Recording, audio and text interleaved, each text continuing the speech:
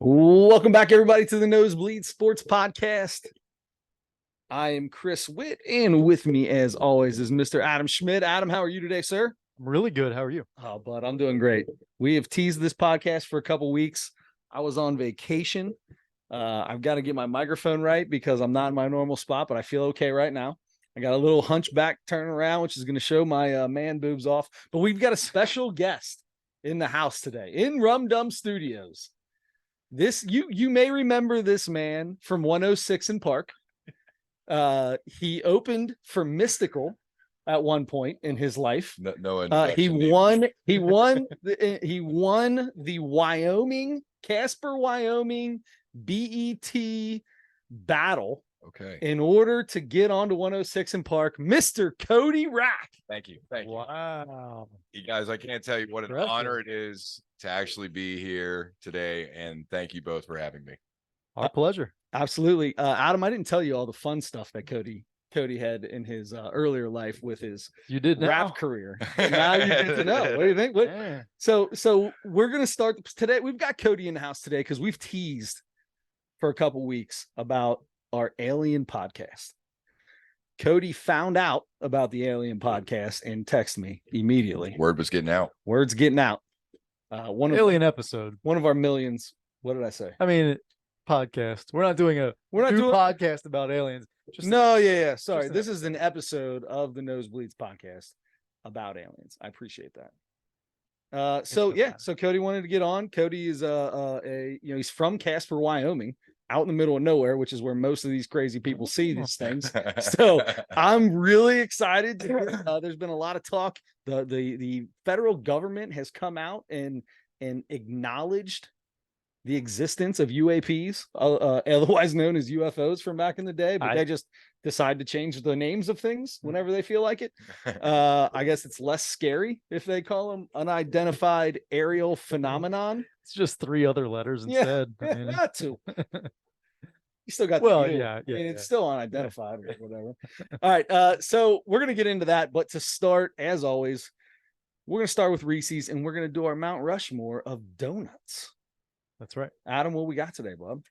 We have. I had to order these online because I haven't seen these in the store. Reese's Pieces with pretzel. Oh, Reese's Pieces with pretzel. Solid. I've seen these in the M&M style before. Cody, jump on it, bub. Absolutely. Okay. Thank you. All right. That's okay. That's kind of going hard. Yeah. Oh yeah. Oh man. Oh, okay. So, just so you know, Cody, we rank Reese's 1 through 10. We're Reese's. We love Reese's. So most everything we rate is a 9.6 or higher. Yep. You get down below 9.6 and it might as well be garbage. Do you have what's the 10 at this point? The Reese's Big Cup. Ever ranked? Reese's Big Cup. The Big Cup. Mm-hmm. The big cup. Plain. I respect that. I've ranked the Reese's Big Cup, or the Reese's Pieces Big Cup, and the Outrageous bar, which is the candy bar with the Reese's Pieces on it. I ranked all of those 10s. Have they gotten smaller over time? What's that? Reese's Pieces. I heard back in the day, like in the package, that you used to get a bigger Reese cup, and over time, as they've been repackaged.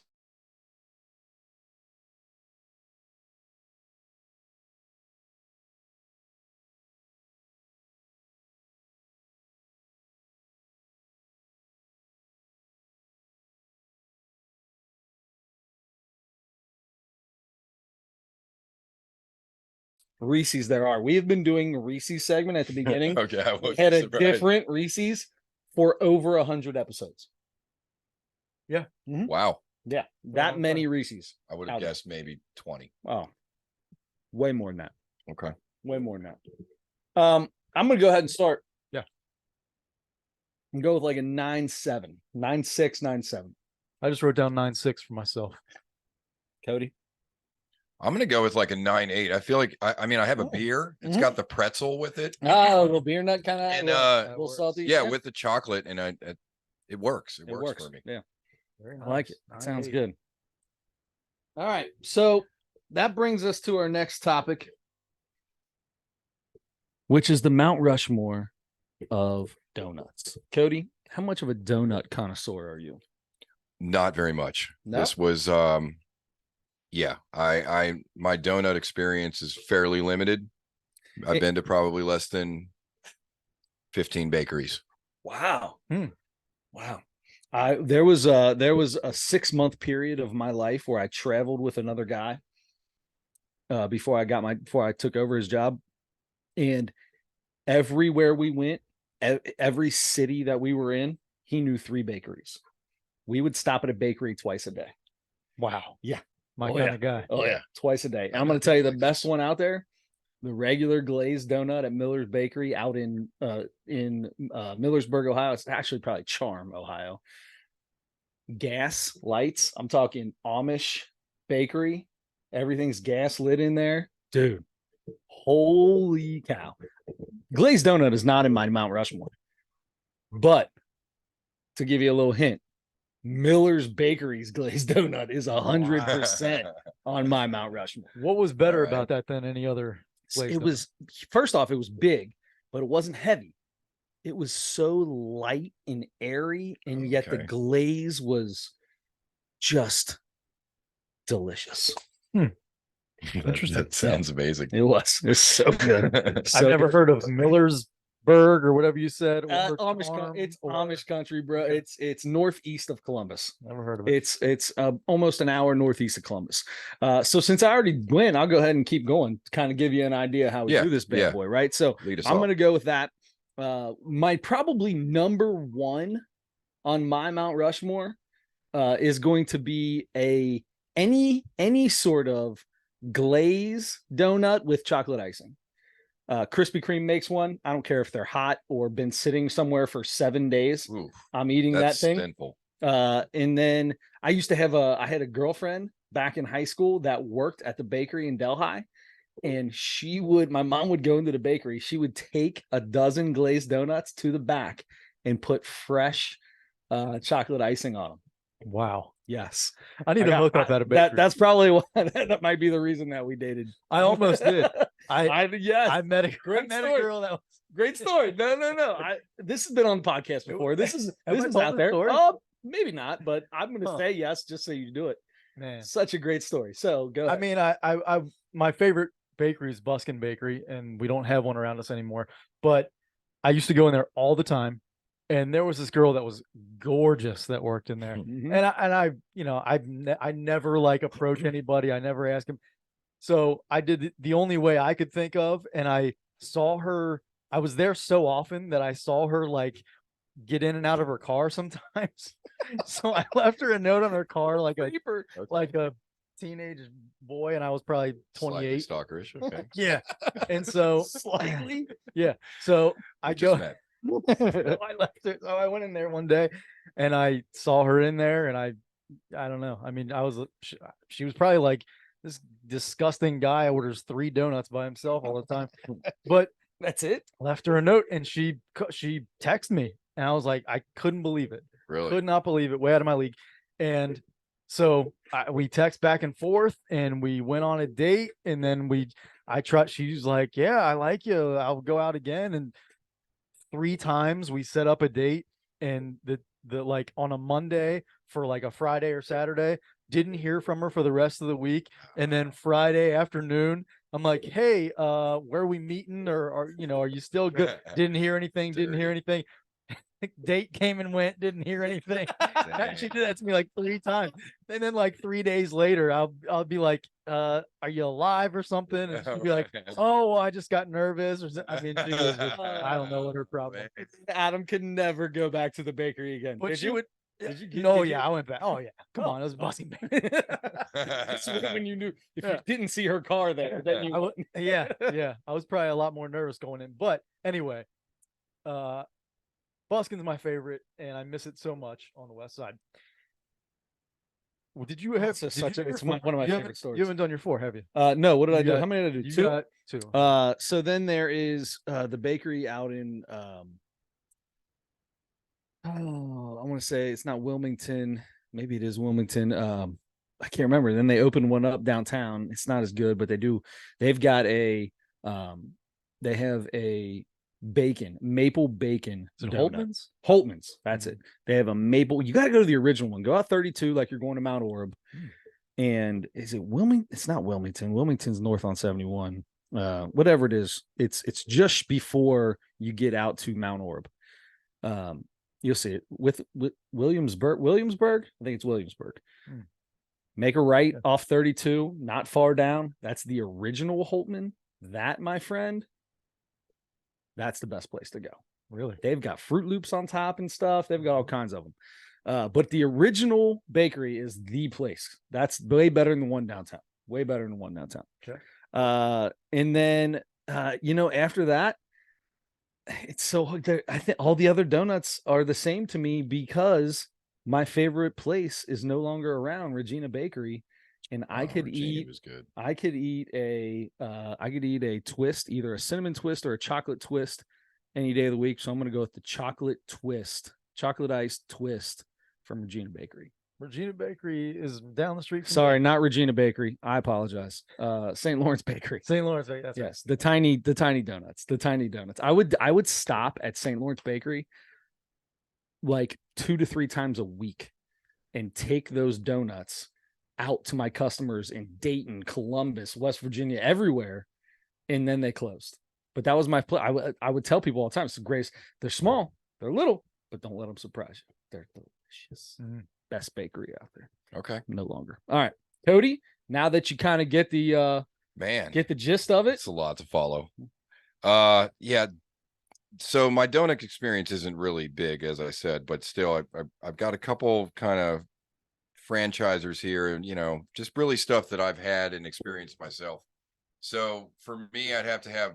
At one time, I was at I don't know, maybe a baby shower affair that I really didn't want to be at, and they had Tom Chi donuts, and they have a grilled cheese donut at Tom Chi. Wow. Tom and Chi makes a donut. The grilled cheese place. Yeah, the Cincinnati business that was on Shark. Wow. Yeah, they do a donut, and it has to be up on the Mount Rushmore. I mean, you eat one of them, it's a meal for 3 days. As good as it gets. Okay, I got you. But solid. Sounds delicious. I mean, just as a kid growing up, I got to throw up the Dunkin' Donut holes up there. I mean, if you can eat 4 boxes of something, how can it not go up there? Plus, Dunkin' sells more donuts than any human being on this planet. I'm going to tell you right now, Dunkin' Donuts don't do it for me. Okay. The donut holes. I don't know that I've had the donut holes. Maybe that's why the donuts are so terrible. Yeah, I'm not because eating they're missing the best part. Yeah, the donut holes, a box of donut holes. Glazed, just regular glazed donut holes. Yeah, that's the glazed ones, but yeah. Or you like the chocolate? No, I like the glazed ones. All right, so I'm gonna go glazed donut holes because that's the closest place that sells donuts around me anymore. So we go and get them all the time. Got them for the kids the other day when your kids spent the night here. Be there. And I don't. All right. The next one on that is like every single time we go out of town, especially in Tennessee or Gatlinburg, if you can see a Krispy Kreme that has the hot and ready sign flashing, that's cases. I mean, you can put cases down. So I enjoy a fresh donut.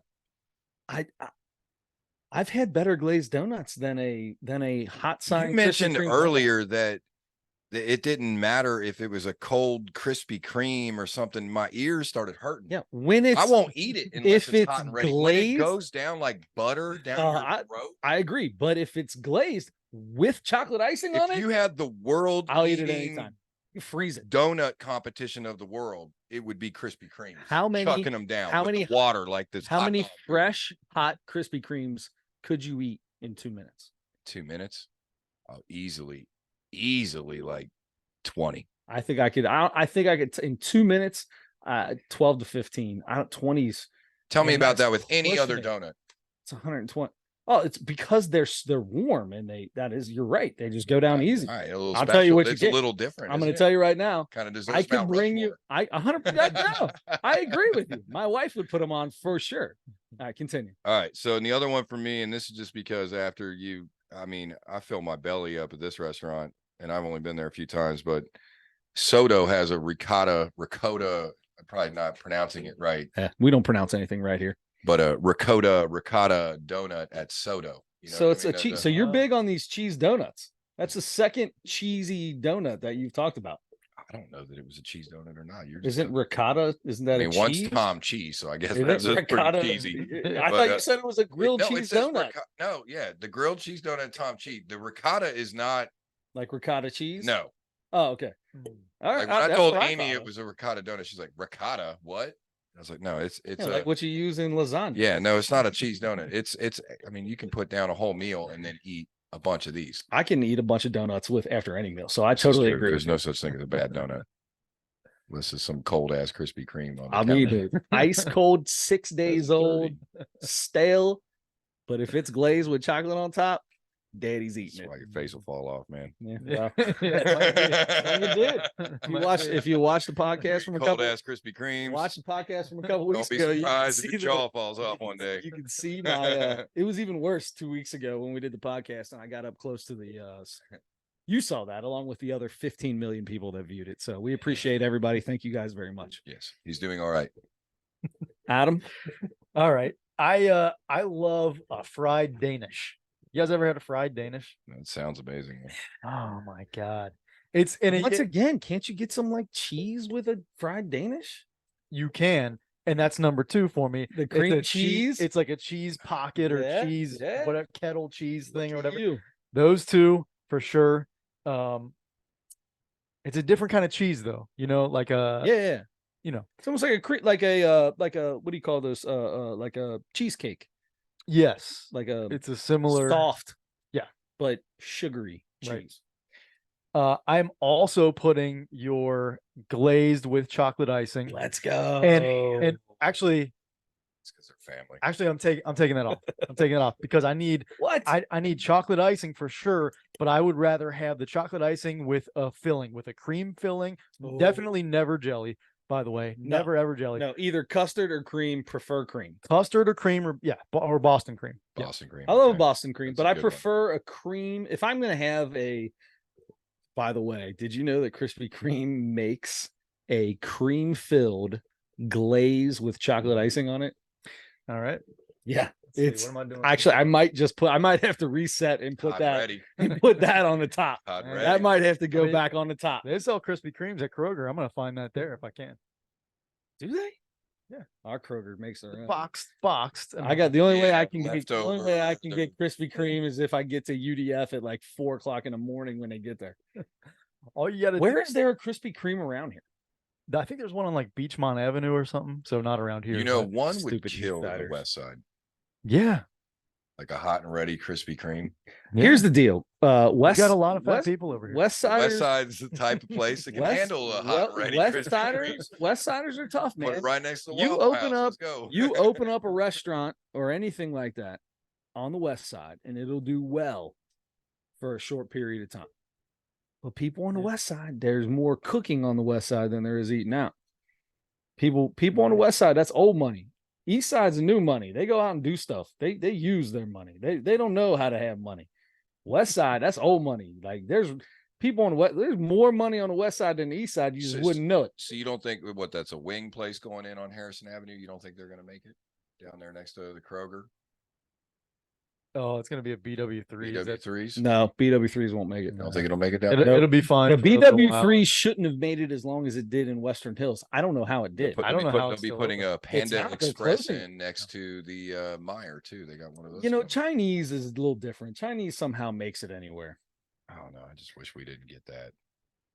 Wanted Yeah. something else. I know. I always want something else. And then I eat like when we had City Barbecue on Glenway. Yeah. I used to eat City. We would get City Barbecue to go. Me and Aaron would get it all the time before this little man was even born.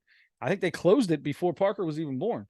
But we would get City Barbecue all the time. And then one day it was closed. I'm like, are you kidding me? Same. So we do heavy excavation for a living, so it's hard working on the West Side because every new project I get excited because I get a job close to home, Yeah. and every time I go to build something on the West Side, they're like, "Hey, what are you building?" And I'm like, "It's a AAA," and they're like, "Oh, that sucks. Why not a restaurant?" I'm like, "I don't know, dude. I didn't pick it." Because But they it's like- don't last. Right? Yeah. They don't Every make single it. thing that I'm building, everybody comes up and they're like, "What are you building?" And if it ain't a restaurant, they just walk away with their head down. Like, Yeah. It just damn. like stuff doesn't make it unless you've got like a Chinese joint or an Indian joint where you can bring your kids and let them start working at the age of like 6. Well, you got and have a daycare in the side of your like our Chinese place, Kumo, is delicious. Like it's one of the better Chinese places around, or Asian fusion, whatever. But if you get there at the right time, there's 15 little Asian kids in there on the side, and they block it off, and they're loud, and that's their daycare because everybody in the family's working. Huh. Well, is Maury's Tiny Cove? What have they been there for 100 years? See, that's a staple, though. That's a staple. That's never going anywhere. You got Giovanni's. They haven't been there long. That's a staple. Giovanni's. They weren't there forever. They were there what? Long enough. And they're in Cheviot. Yeah, Giovanni's is open like 6 hours a week. I was gonna say, yeah. I've been to Giovanni's once because I randomly walked by and saw they were open and had to go eat. That's a lot of garlic. But Let's go. I don't know that I've ever said that. It just felt like when I went in there, the garlic presence was like too much strong with this one. Yeah, yeah. Dude, I'm gonna tell you right now, I eat garlic salt by itself. Oh, I love me some garlic. I mean, it was where it was like by the handful. Yeah, I don't know. I haven't eaten there in a while. I need to. I live in the neighborhood and I've never eaten there. You've never eaten at Giovanni's? No.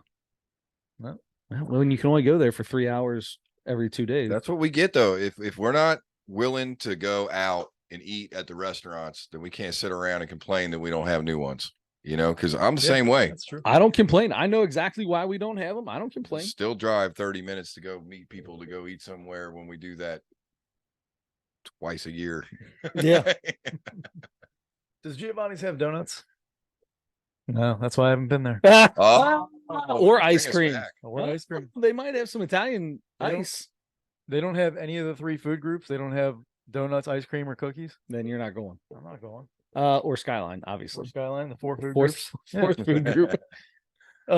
My fourth, I'm just gonna throw a really good glazed donut on there. If you get I like your one in the Miller's, wherever it is. Appreciate that.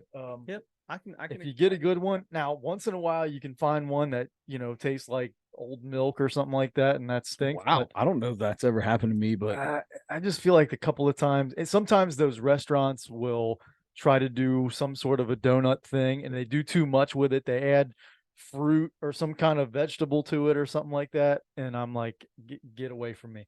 But pure donuts from a bakery, it's hard to mess those up. I'm almost good with any bakery. Did Chi-Chi's back in the day have a donut? I thought they had something. Didn't they? No, they might fried ice cream, wasn't it? Oh, that sounds right. Probably deep fried ice cream. Maybe. That sounds right. Okay, sorry, that was a reach. Either way, listen, if it's got sugar in it, I love it. Chi-Chi's hands down best Mexican restaurant probably there. It was a celebration of food. It was like walking into a museum of Mexican food. Yeah, and then they would have they always had the nachos were like 700 different colors. Every one of their chips was a different color. You get a blue, a green, a yellow, a red, a brown, black. I'm weirded out by the different colored nachos. There was a lot of colors in the nachos. Parker James. Parker is 2 days away from starting school. So he wanted to sit down and watch his podcast because he's super excited to hear what we have to say about aliens. So before we get into the aliens, Parker, what's your favorite donut? Chocolate. Atta boy. Got to have some chocolate on that. Question for everybody in the room. Yeah. Are you ever sweating like I am? Yes. Do you ever do a cake donut? Because to me, that's yeast disgusting. donut is the only thing. Oh my God. Why do people like, I want to dip my yeast donut in my coffee? That sounds disgusting. Yeah. I'll drink coffee. I love coffee. I'll drink coffee. I like my coffee like I like my men, strong and black. However, I'm not dipping a cake donut in any kind of coffee, and cake donuts are way too thick. You're wrong for that, man. You still got me on the coffee. Like I didn't hear a word you said after that. I thought he was going to defend cake donuts. No, I am not defending cake donuts. Those are disgusting. Strong words. Same. Yeast donuts only. All right, so we have to move on to what we really came here for today, and that is to talk about aliens. There you go. Crowd goes wild. I'm excited. Sorry, I got somebody that's called me 3 times, and I got to text them and let them know I can't handle it right now. Now's not the time. Now's not the time. Have him call you and put Sit it up down, to buckle the. He's your calling right now. seatbelt. Josh Barrett, he's listened to the podcast for years when we would do it live on the Facebook. Yeah. And now he's calling me. He knows it's Wednesday after 10:30ish, where I'm obviously busy. Mm-hmm. Yeah, it's every week. Every week. It's kind of a big deal. But these people don't now. They don't see it till This is Anchorman. Thursday. They Kind don't of a see it big till deal. they don't see it till Thursday now. So they don't realize They the forget. work we put in right now. Mm-hmm. We did Working. 3 hours of prep before the show. We started. did. It was a lot. We had to get More Cody than in that. here and really figure it all out. Lifetime of prep. Speaking of lifetime of prep, Cody, you were born in Cincinnati, Ohio. Correct. Moved as a child Please don't recite my rap W- verses to to the- me. to the WYO. Adam, I'm gonna play you some Cody Rack after this. No, is I over. was born and bred in Ohio. Yes, Okay, but I moved as a child. to I the was raised in the WYO. wild Oh, in the in the WYO. WYO. Okay, Sorry, let me get it right. So don't church it up, Dirt. I hear you. So with that, you're in the middle of nowhere where a lot of these things happen. That has nothing to do with any of my knowledge with this, but that's fine. Did okay? you- have I'm you ever closer to the seen- sky, I Have guess. you ever seen a UAP, which we're going to call them UAPs because they're unidentified aerial phenomenon? Well done. No longer are we calling them UFOs after Congress or after the federal government has officially said that this stuff is real. Is that what they is that what they're saying? I thought they were They saying. they came out and they said they didn't say anything about UFOs, but they said we recognize UAPs and we're gonna and they have these places that'll actually study what happened with them. Anyway, and we found out from the godfather of aliens, Bob Lazar. we right? did. I found out. Oh yeah, Bob Lazar brought this up back in 1989. How did I not know who this dude was? Dude, this has been going on It's for been much going on for longer since years. that. S4. He wasn't even on. He wasn't even out Area 51. Dude, Oh, I- it was an S4. How do you identify an element that's on the periodic table 20 years before it goes on the periodic table? So that's the best part about the Bob Lazar thing, right? Like all these, like in the beginning, he's a crackhead, right? Not a crackhead, but like a crackpot. Crackpot. Yeah. Sorry, Yeah. he's a crackpot, right? He's whatever. His wife is cheating on him. He's got all these things. Yeah, he's just coming out and he's just mad at the fact that this job is put him into a terrible spot. He ends up opening a brothel and getting busted for opening a brothel. Oh, I didn't know that. Oh yeah, that definitely happened. And so a lot of things like that happened afterwards, and they're like, well, this dude's nuts. But then all the stuff that he came out and talked about years and years and years and years ago, the federal government starts going, yep, this is what we did. Yep, we've got a new element. It's called element 115, methylathamin or some weird thing like that. And it's the same thing he was talking about from back in the day. Only they have only got this. Anyway, I don't want to get ahead of myself. Cody, have you ever seen a UAP? I have never seen a UAP. Not even in Wyoming, huh? Not even in Wyoming. My aunt claims she did. Yes. And that was in Wyoming. Imagine that. And It's the clear dogs, sky. like it was like pretty close, like coming down, like the dogs were barking and everything else. Like it was a pretty like wild thing where she like went inside the house Oh, wow. and went away from it. That's good. That's good. So they didn't poke and prod her and like scoop her up with a red beam or Right. something. She's no longer with us right now, but so Is that your way to get me to stop making fun Well, of your well, I aunt? mean, Because I'm still going to talk about your aunt. I'm just telling you. You know. I apologize. First off, dearly departed Cody's aunt. That's a segment that we have on the podcast. It was about 30 years ago. Yeah, that's So, yeah. either way, Yeah. dearly departed. Okay. Cody's aunt. And now we can talk about her. So she saw one. Dogs are barking. Did she get the dogs in? I don't know. I was a kid. I've just heard it. Were kinda you told in through the Wyoming story. when it happened, or were you in Cincinnati when it happened? I know I was very, very young, and it's something that I heard a story about when I was older. When I was probably 12 or 13 years old. It Not was when- something not when- after she had already passed. I got you. She'd maybe passed away when I was like maybe 4 or 5 years old. I got you. So it was probably right on the verge of the move when you were like going to the wild. yeah, I mean, but she always lived there. So, but you know, Gotcha. that was I gotcha. So my mom was always from the wild. So Right. I've always been part wild. Of the And then, WYO. you know, yeah, and Ohio. If I had the piece that attaches to my phone, we would be listening to that. We would have listened to it to enter the podcast. Thank God you don't have the but I piece. lost the adapter that goes to Let's the stay iPhone. focused here, Chris. Sorry. So let's talk about it. Cody, do you believe in UAPs? Absolutely. Do you believe in other beings, earthly or on non-earthly? 100%. I never did. I was like, it's ridiculous. This is crazy. And then I listened to a 2-hour in preparation for this show. I watched a 2-hour long Congress deal where they questioned 3 people, 3 government people. Well, they're all everybody. They were all in the service at one point and worked for the government. And this dude won't say a lot of his answers unless they're in private. But the one thing he did say yes to was that they had some sort of organism, some biological being that they got out of one of these ships, one of these UAPs. 100%. And it was not of earthly being. Yeah. So it'd be kind of interesting. So are you sold on it then, Chris? Are you with it? Because it's kind of be interesting to hear everybody's position with this, because I feel like I may have a resistor here on my left, and I'm interested to hear the position of everybody, because as we get into this, I'm kind of hoping that your position may change. Okay, right, Adam, I'm going to let you start. What's your position? So far, after hearing what you said, I'm the same. So I always assumed that any of that stuff, I didn't pay any attention to it because I assumed it was silliness. I assumed it was somebody making something up every single time. Talking about a giant headed person with big black eyes coming out of Bigfoot, right? Yeah, exactly. Loch Ness. Yeah. Right. I just always assumed that, so I just didn't pay any attention to it. After finding out who Bob Lazar was a couple of days ago, and listening to a 2-hour podcast where he was on with Joe Rogan, and they talked about that, and the guy that did the documentary on him.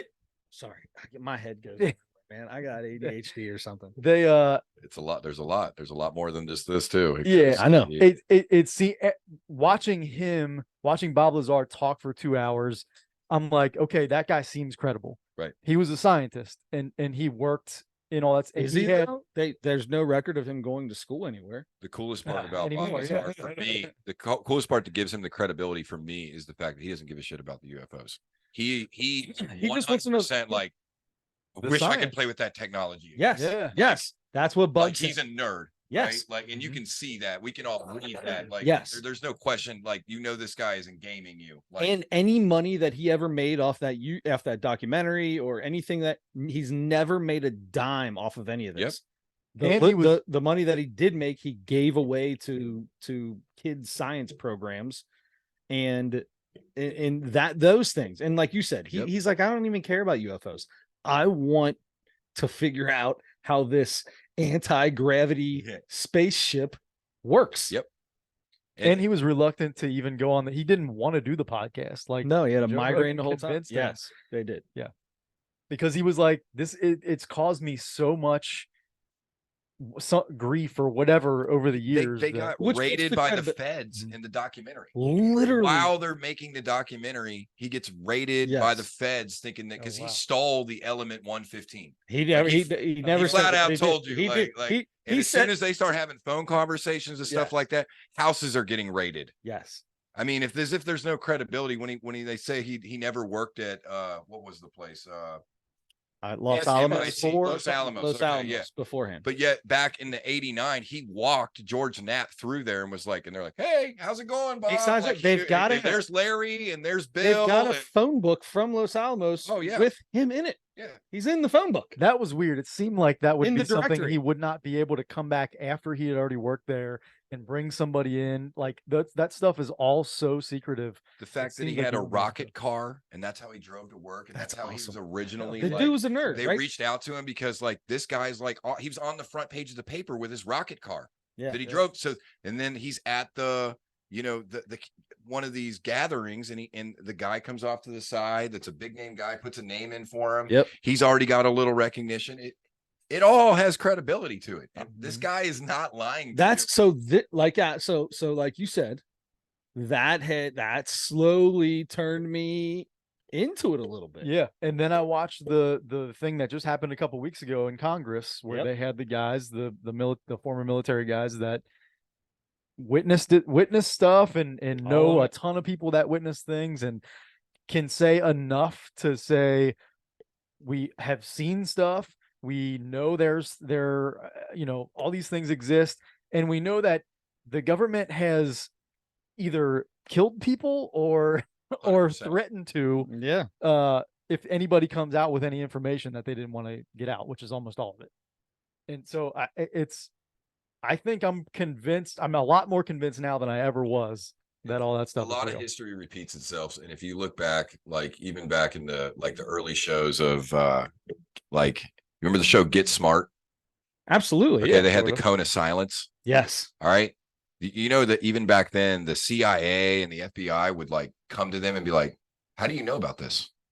Like, this is stuff they were doing, like stuff they were experimenting with." And they're like, "How does the show know about this?" Yeah, and then I think you'll come to find out, like, Men in Black isn't that far off. Like the Will Smith. Right. Like, I know, like that's a stretch, and I know it's entertainment. But now you're getting into like skinwalkers from Skinwalker. No, I ain't going there. All this I'm not going there. Okay, I'm not going there. I have a different feeling about the Skinwalker Ranch thing.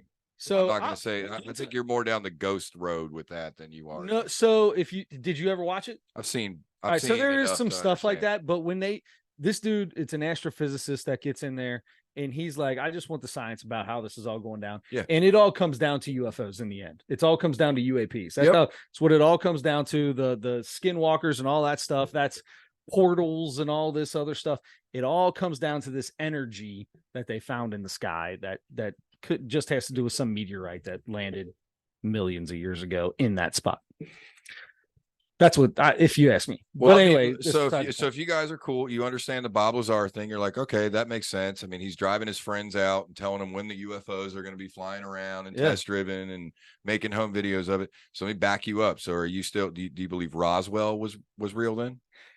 Here's the thing. I still need people with like very credible backgrounds. I need scientists that have worked with those things.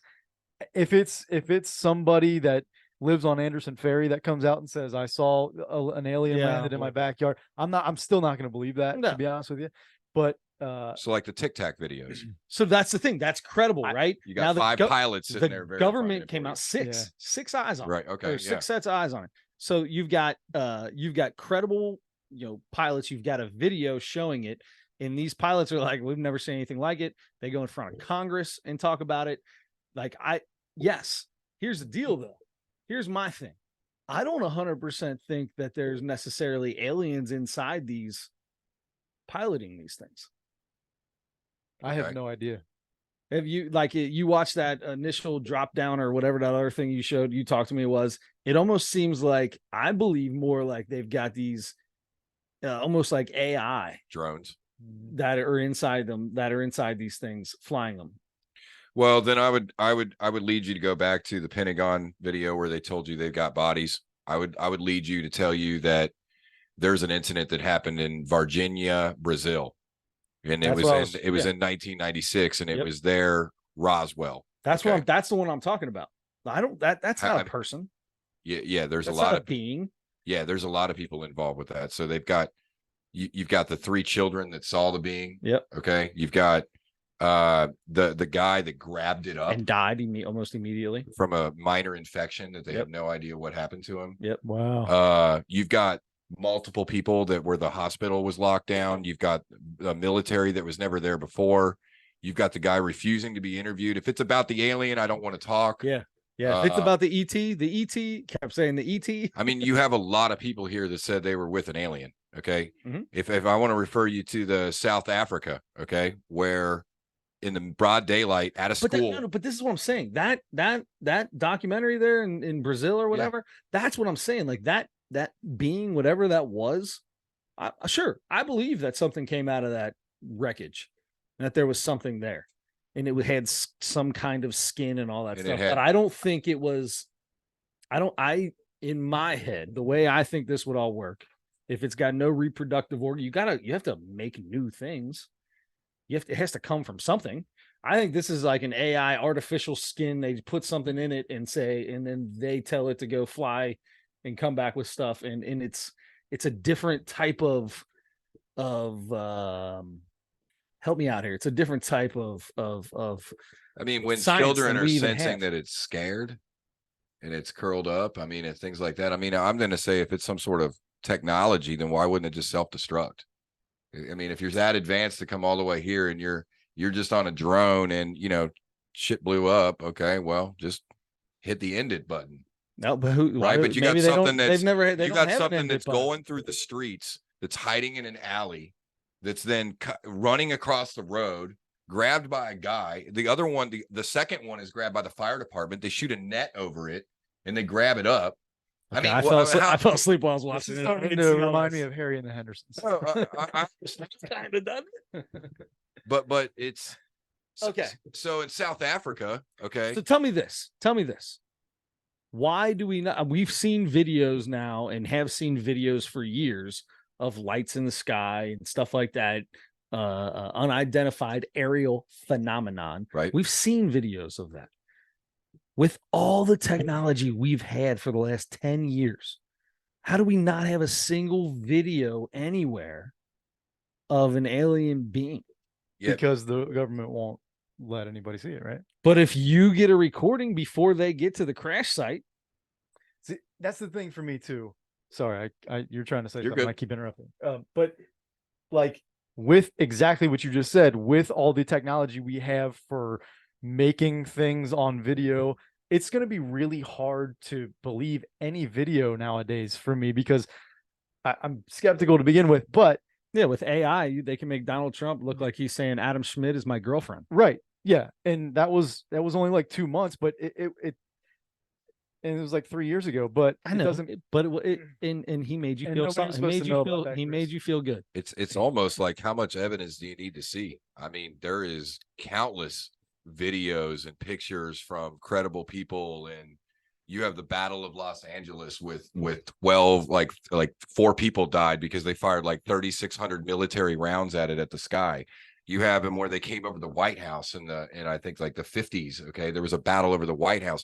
It's in the there's multiple presidents. There are multiple presidents that have said they've seen that say they've seen UFOs.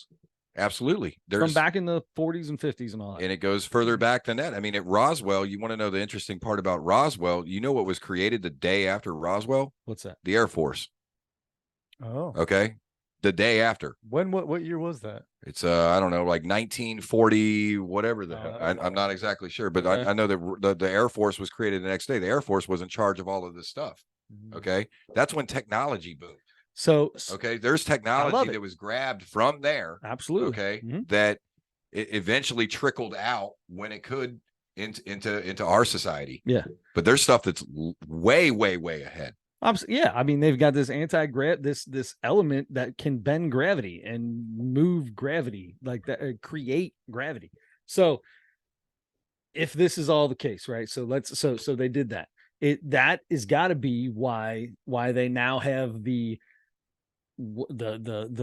space force or whatever it's called. Now we have a space force like in charge of. So because I mean, obviously, we knew that there's beings out there. And there's stuff like that going on. Is that why we have a space force now? I mean, I think, or is that just that's so rich people can go to the moon? No, that's so dumb. If if you're stupid enough to pay all that money to go into space, this stuff has been going on long before the Space Force. I mean, this stuff has been way before it. Space Force just started. I mean, they believe that the Denver airport has an underground base to it. I mean, there's they believe. I understand, but there's so much evidence. And the other thing is 10 years ago you wouldn't be able to talk about this. Probably neither one of you would be open-minded enough to even have this conversation. 100%. I definitely would. So don't be all impatient in the fact like you haven't got there yet. We're on like level 1 right now. Okay. Yeah. And this shit just keeps getting deeper and deeper. You're on like, okay, I'm on the awareness part. All right, I'm on the awareness part. You're on the awareness part of it. You haven't started digging. So show me what you dug up. How deep have you got? Well, I mean, the deep as it gets, if you want to get down to the depths of it. I mean, I'm trying to get 62 and a half miles deep. They say a lot of half miles. A lot of the answers they say are in your DNA. That's space. Okay. Okay. Because there's a large percentage of our DNA that we don't understand where it comes from. Okay. And there's no really understanding of why we are what we are. What does And that we mean? What is that? Hold on now. Hold on now. okay, There's a large part of the yeah. Careful now. Careful now. Careful now. All right, we'll take that for Q&A. Yeah, hold on a second now. There's a large part of our DNA that we don't know where it comes from. Correct. We can break down DNA and we can figure out who people are You through can DNA. say you're a You can do all- homogen, you're whatever, Yep, you're a caveman, and you're you're a part monkey, blonde hair, blue eyed, whatever you want to do with that. 10-year-old. So with that, what part of the DNA do they not understand? So the part Is it the D, that makes the it us. N, or the A? So we're just monkeys that evolved. No, Okay. no, that's not it. No, we're not. We're evolution? what are we called? We So are we're Homo talking sapiens. We're Homo sapiens that So, evolved. so about what what I'm we trying call- to bring you back to. No, we're Okay. monkeys that evolve. We're Homo sapiens that evolve. Monkeys evolve. I They're understand. going to evolve, but they'll just evolve into smarter monkeys. They're never going to be humans. So every story, every Native American story, every Egyptian story, every story from the past that says of where we originated, the people that had no technology, right? How do they describe where we came from, right? From the sky people. From the people that come down from the sky. They rode chariots of fire down here. The Navajo, Okay. the Navajo, every Indians, single one of them. yeah, okay? Navajo Indians say that We they all were come from the sky. crawling until they saw a hole in the sky and crawled through it into this world. So what do you think is more plausible, right? And I don't mean to get religious with this, Is but that a wormhole? What is that angels came down, right? And they told us things, right? And that's how we described it. You got to imagine, you got to put yourself in a person well, how you 2,500 years that's the ago. Ezekiel deal, right? Like in Babylon. Is it Babylon, which is Iraq now, I believe? If you go, like Ezekiel says that there's a point where he sees a fire coming from the sky, and it's a halo of angels, and they're spinning so fast he can't pick out which angel is which. Right. And it comes down and it goes back, and that's angels and God. But in realistic, it's the exact same thing. Where that place is exactly like that place in Utah where it's got the same basin where a meteorite hit millions of years ago, which is probably a place that gets these UAP activity. Right. So if I was going to go to a new planet and I was way more educated or evolved or whatever you want to say than the people that I'm visiting with, right? If you showed up there and they want to call you God, are you going to use that to your advantage? Well, sure. Okay. And so all the stories of immaculate conceptions, and some angels are bad and some angels are good and some are mating with humans, right? From you have almost every story, right, of it that goes on, right?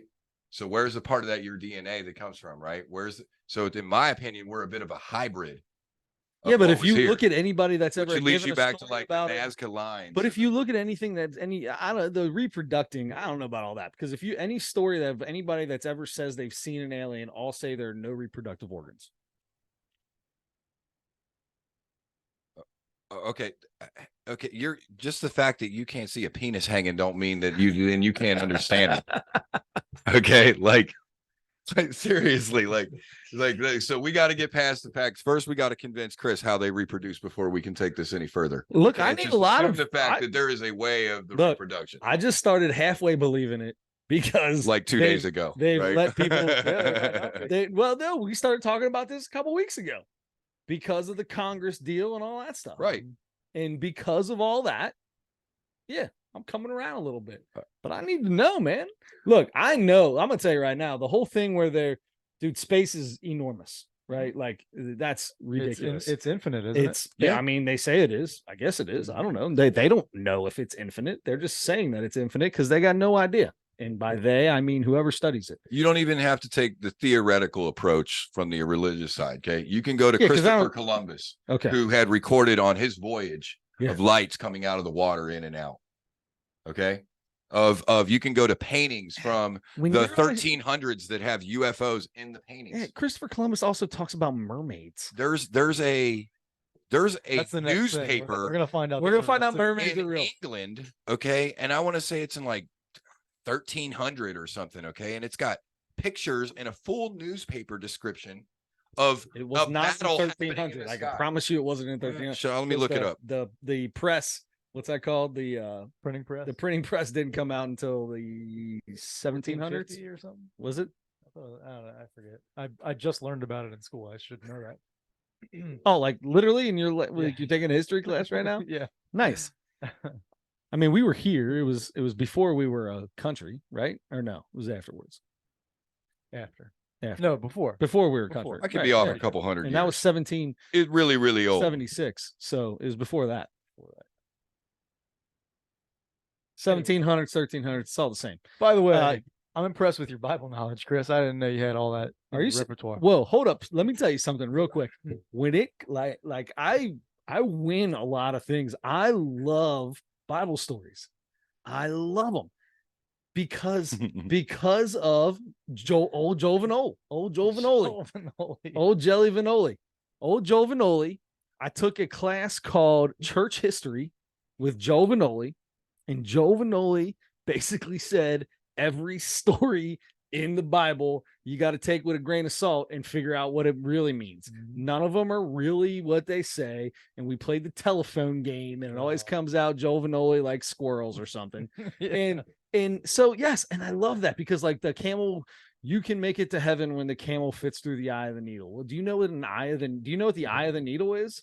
In countries in cities that had concrete walls all around them to protect them, they would have small gates, small openings. Like that was the eye. They called that the eye of the needle going through. That's how you entered inside of that city, is through that. So it's not all that crazy that a camel could fit through the eye of a needle. It's just a little bit smaller than a camel. It's not way smaller.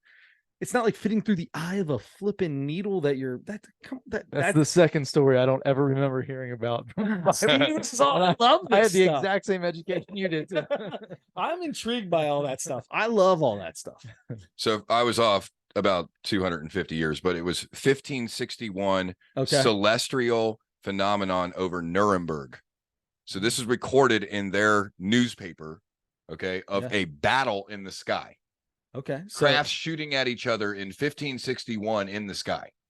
I mean, so that translates. What do they call those when you have an asteroid deal going on? Where they're shooting stars at each other. Shooting stars. Star Wars. No, I mean these are people that are very familiar with stars, and our history has a very good history with what stars are doing. Guys in the 1500. I don't think they're going to confuse asteroids in 1561 with things shooting at each other, and then they draw pictures of it. I mean, that to me just People looks were pretty dumb back then. I didn't see a single spaceship in any of those pictures that you just showed me. I saw dots and then dots that look like they moved. Right. Because when nothing flies, and you've never seen anything fly in your entire life before, right? You've never seen anything that's my favorite part about produced with technology or anything like that. All you know is horses and chariots. Back to the Bob Lazar thing. That's a cool thing that I love about that. It's like, they were in charge of what's it called? Help me out. Re-engineering, reverse engineering this tech, right? That they have with this anti-grav or this whatever, this gravity making, whatever this machine works.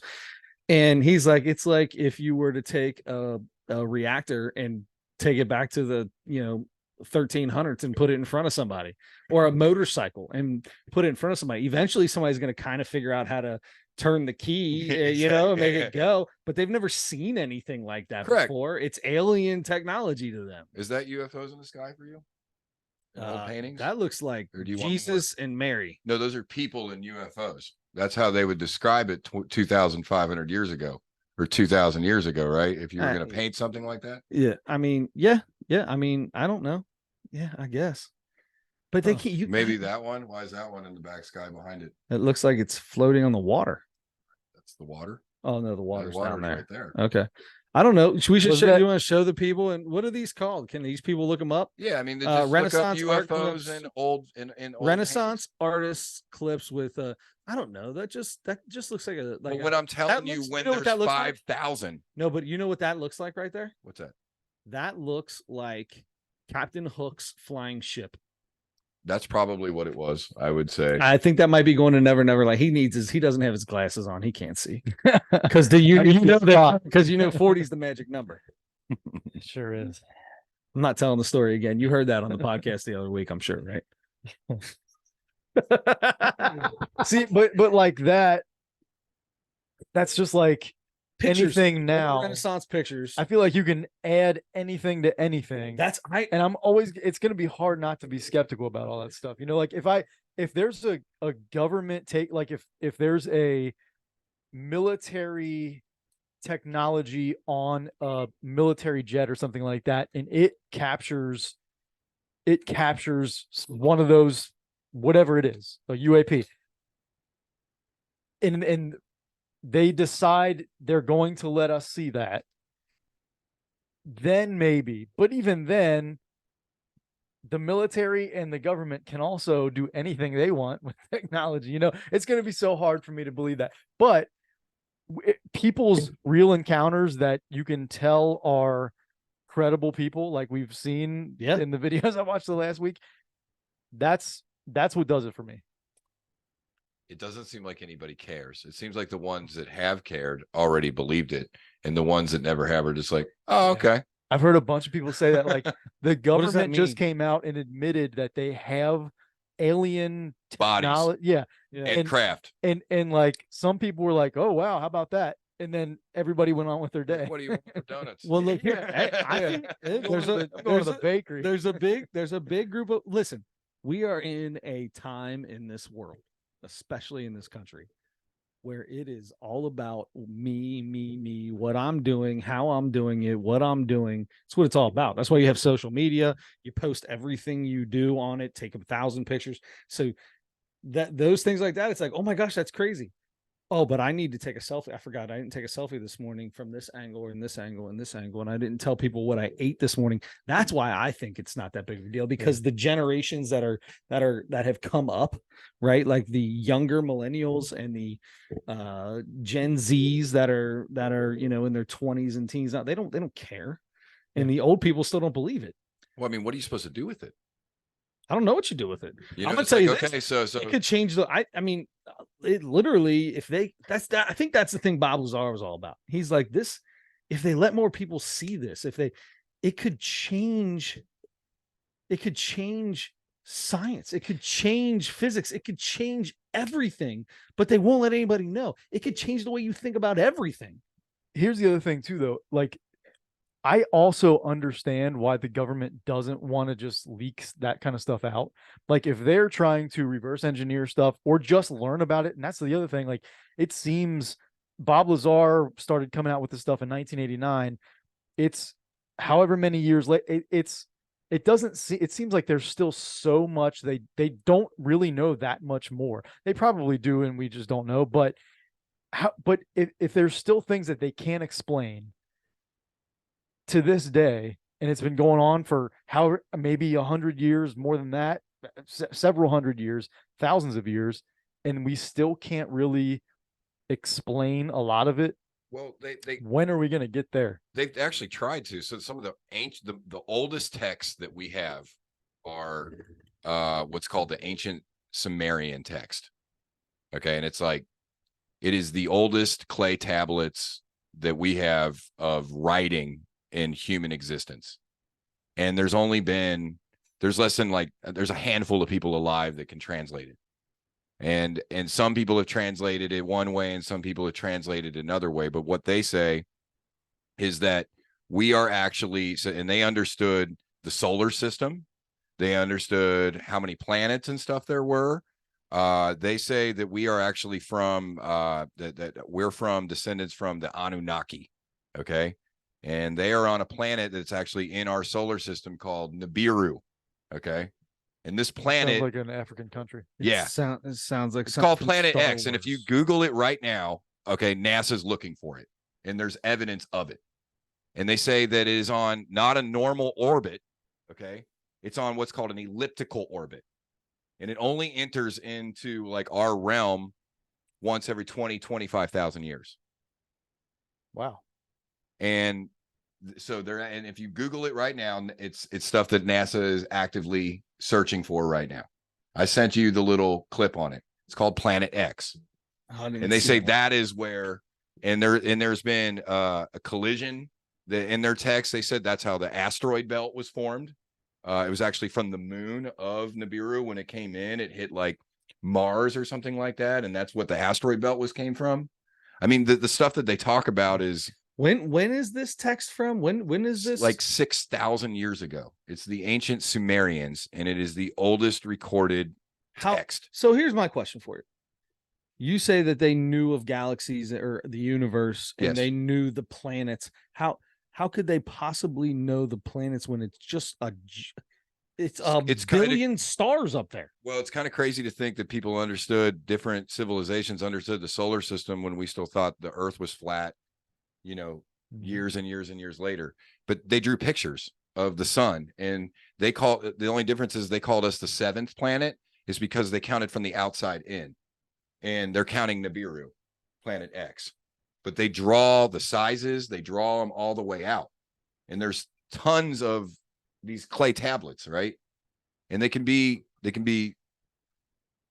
Is this like one of those things like there was 15 commandments, but Moses dropped one of the Planet stones? X. you always hit it Sorry, with another religious story, and none of us know them. Planet X sounds like something that Elon Musk just made up.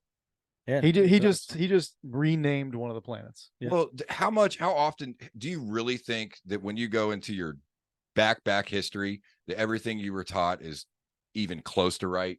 Probably not. Probably not, right? I mean, What do they you just mean, found what do out. you mean by that? Well, I mean, just Like when it your comes to mainstream- theology? Yeah, no, no, of your course not. mainstream science. No, like when they tell you like the Sphinx was 4,500 years old. Okay. And then just here in the last 5-10 years, they realized, no, it's actually at least 10,000 years old because I it's didn't know got that. watermarks on it from when the ocean was there, from, what's the word I'm looking for? From erosion. It's got wave marks from erosion on the Sphinx. The Sphinx was there before the pyramids. They built that shit around it. Like, so when you go back to when the ocean was actually there to cause waves on it, you're like, well, it's at least 10,000 years old. So how did the Sphinx get made if it was underwater? I'm just saying if it was built before the ocean got to that point. And then the ocean left again? There's a guy named Dr. Shock, okay? And I know it sounds close to Once Spock. here we go. On the star. Dr. Shock. Like this is like it's starting to sound a little far out. It's not. Because And a lot of people are giving it some pretty serious attention. You know what? You're ahead of it right now, and you can be another 10 years behind it, or you can get in front of it and start opening your mind to it. I don't know that here's my thing. They can date things. Yep. Right. They can Carbon carbon date things. Some things. Yeah. They Like they can't carbon date the crystal skulls.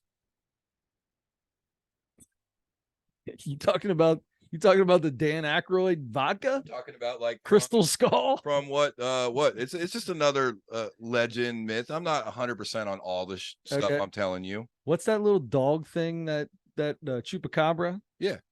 Goat sucker.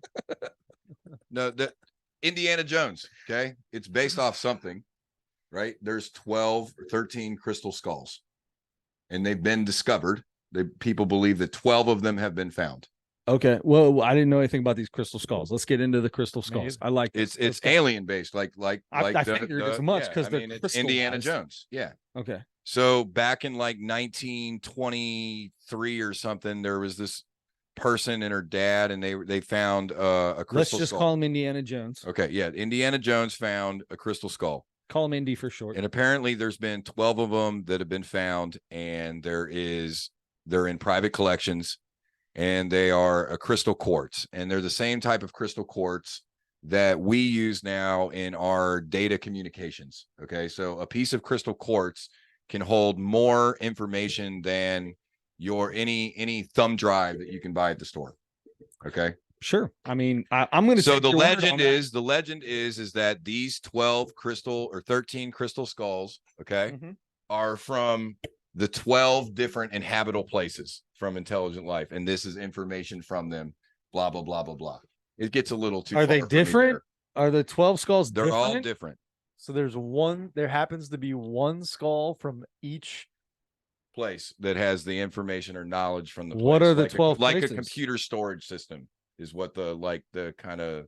So can we hack into it? Have we learned? So back in 1927, it was discovered, and they brought it to like Dell Technologies or Hewlett H. Packard. I think it was brought In to 1920? 1927. It was brought to Hewlett Packard. It wasn't taken to Hewlett Packard in 1920. Hewlett Packard wasn't even invented until like 19 IBM or something. None of that stuff even came around. No, till the I'm 80s. telling you, The where it guy was taken. maybe just not before. Oh, did they take it Computers. to Hewlett Packard himself? No, like I don't know. Look, I understand.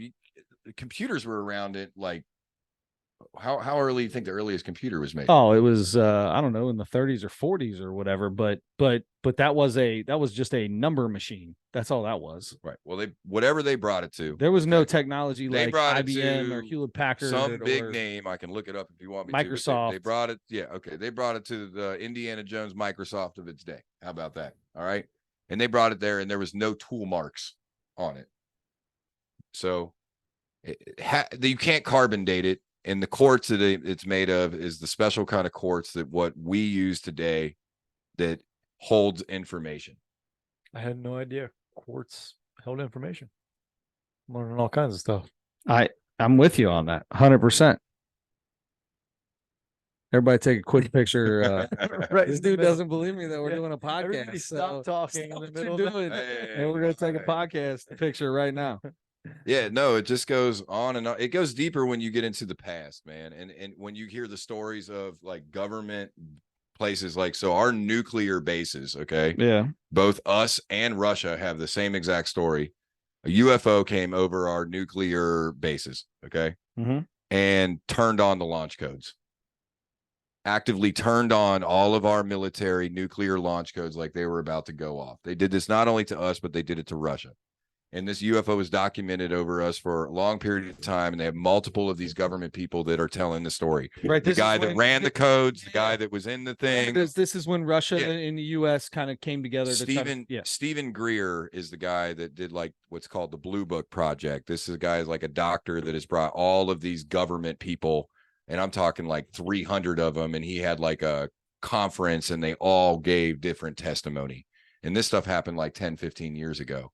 And he's been actively doing all this stuff. But to bring me back, I forget where we were at. What were the 12 places the crystal skulls came from? They say the Native American legends say that they came from It's like the Skinwalker legend. From our descendants, the sky people. Okay. Okay. That's what the Native American legends say, that the 13 crystal skulls. Okay. Because apparently there's 12 of them. And they're from the 12 inhabitable planets, and the 13th one has not been found, and it's supposed to be the backup for all of them. And in the Native American legends, always works. In the Native American legends, they say Indiana Jones, when the world has a time of trouble or whatever like that, the 13 skulls will be reunited, and it will lead us to whatever knowledge that you need in order to save whatever it is. It's some Native American we could legend. probably use it like right now. Right now, it'd be good. This would be a good time to save the planet. Yeah. Because this planet is not I going to feel like we're going to find it tomorrow. It could be under my chair. There's a good chance. I think I was at the liquor store the other day, and Dan Aykroyd has vodka called the Crystal Skull. Dan Aykroyd's a huge UFO fan. I know he is. That's probably why. Yeah. And I'm sure that's why it is I'm sure that's why he has I'm sure that's why he named his vodka that. And that's where Coneheads came from. And that's no joke. He really is a huge, that whole Coneheads thing. He is a huge UFO guy. But maybe he has it and somebody bought it and filled it with vodka. Yeah. All right, that's too much. Dan Aykroyd's got all. We're taking it seriously, Cody. We're taking it seriously. I don't promise feel like you are. We're taking it seriously. I don't feel like you are. I feel like that there's so much evidence. Like, okay, I get that you don't buy all of it. I get that you don't want to buy some of it. Neither do I. I get that there's a lot of crazy kooks. Native American. No, that's just the stuff I'm telling you about because I'm trying to show that it's been. That's like saying the Bible. That's worse than the Bible. When you've got cave paintings that draw aliens, like. It just goes on and on and on and on. Parker didn't draw that when he was a kid as a caveman. Okay, so then let me bring you to South Africa. Okay, and you're in the middle of the day. I would love to go there. We're and they speak English. That's where Steve Nash was born. Yep, they're in South Africa in the middle of the day, and this is another one of those Bob Lazar things that was documented 30 years ago and then documented 30 years after. So this is way back in the day, in the 80s or whatever, maybe early 90s. Quit it, just because you weren't born in the 80s. 85. Let's do it. Anyways, so they're in the middle of school. Young buck. and a UFO shows up in the middle of school, and there's 60 students, a teacher, and the headmaster is what I guess it's called there. They all see this UFO, and it lands in the back schoolyard, and I guess it's in like some trees. And yeah, so 9 children, okay, go up, and they are within me and you, or me and Parker, to 2 aliens. Okay. And there's 9 different children that have contact with these aliens. Okay. And the aliens get in the craft, and they take off, and they leave, and the kids come back, and these people from like BBC show up, and they interview the kids all separately, individually, and they draw pictures of what they saw. Right. And you see all these kids, and you can go ahead and pull that up on your little googly there. And you got pictures of the UFOs, and you got pictures of these kids drawing it of the aliens. Okay. So the headmaster and the teacher are approached this night by some men in black. Okay. And they tell them basically, like, don't talk about this. You're going to lose your job. We're going to tell them that you're a drunk and that you've been drinking and blah, blah, blah. And they go off like this. So they kind of don't really like give the kids that much credibility at the time. They say, yeah, there was some stuff and this and that, but they don't really go into it. But the kids are what sell it, because look, I work with kids all the time. My kids are 11. I work with 9, 10, 11-year-olds, coach 3 sports, involved with them. Like at that age, kids aren't lying to you. And to have 9 different children and 60 kids in general see it and come down, and 9 that give you intimate conversations and draw pictures and show you what happened. And then they have a psychiatrist come in from the BBC that shows all of this. Anyways, 30 years later, they do another documentary, and they bring all the kids back together, and they bring the teacher, and they bring the headmaster, and they confess about the people that came to their house, and they're in tears crying to the kids that they didn't back them up at the time. And all 9 kids are still there, and you can see the emotion in their face, and they relive the moments, and it happened. It happened. Yeah, that's a little bit more believable when there are so many people that experience the same thing. If it was like in a town, like if people move to Roswell because they're like big time believers in aliens, and then they form a community. Didn't that happen? Like, don't people go there, or maybe it was just the people that wanted to try to break in or whatever. Like, yeah, those people freak me out. Yeah, that's the thing. Like, but that's like Bob Lazar doesn't like them either. He's like, would you get off my front porch? Don't come to my house. Don't come to my house. Don't come to my house. I don't want to talk to you. Right. Like those are the weirdos that ruin it for everybody. Yeah. Yeah. And nobody wants to be associated with the weirdo thing, but it's been a weirdo thing because. Yeah, but a lot of that is probably not disinformation, but it's what do you call that? It's purposely done by the government. Exactly, which is good. Leads you back to the weather balloons of Roswell, right? When they came out and they were like, spaceship freaking crashed out here, and then everybody was like, oh my god, a spaceship, and they were like, nah, I think it was just weather balloon, sorry. You know, like they changed the whole story, and like, we got this new thing called the Air Force, okay, and they're going to be handling all this, and you know, we're out of here. I gotta figure out this whole Roswell thing. So Roswell is in Nevada as well, right? Yep.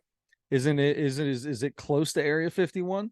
It's the reason that's the whole beginning of the Area 51, the legend, everything. Yeah, right? but it was a crash. And then Area 51 never had really heavy guarded until Bob Lazar was like, hey, here's where we're at. See, the thing is that Area 51 probably was never really the real destination. Okay. Bob Lazar was at what, S4. S4 was, and he actually knew where the real location was. 10 miles away. He'd bring his buddies in the van, and they would get out and they would watch them test fly these UFOs. Yeah. So that's the other thing. Isn't that crazy? Yeah. Like, they don't know how the technology works. They figured out how to turn it on. They don't know how it works, but somehow they learned how to fly it. Well, see, and that's why this guy, Stephen Greer, one of the other conspiracy things are that he like did this thing called unacknowledged. And he was more like a warning to people. Like, he's like, at this point, UFOs are real. Like, this documentary isn't to tell you UFOs are real, but this was his little conspiracy. I mean, the government has already told us that. He thinks that they're going to do a fake, like the government has already learned how to use these things. Okay. And he thinks they're going to do like a fake alien invasion, right? To unite like one world order, right? And it's on some deep stuff, boy. right? Like, Yeah. what else would get us to be like, okay, whatever you want, right? And then we have North Korea that could care less and wouldn't even know what was going on because they're not allowed to see anything. They would, yeah. Yeah, that's for me, it's too much, right? Yeah. That's what the hard part. next. But like they're getting you to believe in it, right? So that when it, like, so when they show you this fake ass invasion, that somehow you can get this one world government going on. That's the next world war. It's North Korea and the aliens versus everybody else. They're on the alien side. Yeah. Oh, I could totally see him being on the. I mean, he loves Dennis Rodman, And he's an alien for sure. Trump, he looks like an alien. Trump's his buddy too. Yep. Oh goodness gracious. Better alien movie: Independence Day or Men in Black? Men in Black. I think I'm going Independence Day. Independence Day is good. That's the one with Bruce Willis, right? And Steven that's Will Tyler's Smith. daughter. It's Will Smith. What's Will Smith. Independence Day? Will Smith. You haven't seen Independence Day? Yeah, dude. Let me tell you something real quick. We talk about this on this podcast all the I time. got it on VHS, man. I've seen a lot of movies. I don't remember a lot of them. People that come out and they're just like say a phrase and then everybody laughs and then I'm the one in the background like, what? And they're like, no, that's from Anchorman. And I'm like, I've seen Anchorman 3 times. I don't remember that part. I'm sorry. I didn't know that we were I did that earlier when I said you were kind of a big deal. Yeah, the movie quote thing. I thought I was being literal. I wasn't. Oh no, I am kind of a big deal. Parker, Parker told me today. So Parker's enjoying the podcast with us. He's just down below. Today, Parker tells me, hits a bomb off me in MLB The Show and looks at me and flexes and says, I am him. It's me and Adam's favorite. Mm-hmm. I am him. That's pretty dirty. That's who was that? H. What was the guy's name for the Lakers? The white dude's name for the Lakers? What was his name? Austin Reeves. Yeah. Austin Reeves likes to say, I am him. He's tearing it up in the FIBA games. Is he? Yeah. Yeah, good for him. Does he is he wearing is he fully bald now? How is he? That's Alex Caruso. Oh, Caruso. Yeah, you're right. yeah. That's who I was thinking of. Yeah, different good white guy. Yeah. Well, there's only a few of them. So So for me, just before I feel like the fire runs out on this. although thing. the fire's not out, bro. I'm Okay. ready to go. We keep doing this all night. because this is all right. I need to know where you guys are like. Everybody's got that ceiling, okay? Where you're like, I can't handle it. Okay. Like you're like, I can tell that you're both kind of in like start at the bottom stage. Start at the bottom, say something that's like at the bottom. Okay. That we would agree with, and then work your way up to a little bit more crazier. And I will tell you when we cash out. All right. So let's just start on the basics. Do you believe that there's other intelligent life out there? Yes. I think I do now. Okay. Do you believe that they have been here before? Yeah. I do. Yeah. I mean, it's hard to look at something like the The Great TikTok. Pyramid of Giza and be like, yeah, we did I'm that. more No, talking about the TikTok video. I'm talking about the guys that I just heard just talk about. flying around, right? The TikTok video. Okay, so you think they've flown around? Okay, for sure. Do you think like actual other intelligent beings from another universe or world has actually set foot here and communicated with us? And communicated with us. Yep. That's a tough one for Starting me. to get there now. Yeah. Yeah. Starting to hit that. Yeah, we're getting. All right. I feel like you jumped a few Just stages. because we don't. That's the thing. Like, I have a hard time believing anything I don't know, can't see, haven't been 100%. proven. Like, Yeah. so it's going to be hard to get anywhere with it. But until we actually just start seeing that stuff, like everybody starts even seeing so, like even what I think that is even more mysterious than space that can bring you into another part of the UFOs. So that the part about the anti-gravity that Bob Lazar talks about, okay, Mhm. is that they move space in front of it when it moves. Okay, Right. so these craft can travel in water the same that they can travel in the air. like the Tic Right, Tac, it's just right? displacing. Yeah. Right, it's just displacing it around it. Okay, so a lot of people, and this goes way back, and this is, I believe this stuff too, that believes our ocean is actually got a lot of stuff going on with it. Like that there is, if you go with the Bermuda Triangle, okay, with what's going on there in the deepest, darkest, like if you've ever seen video, it's just like this hole that goes down forever.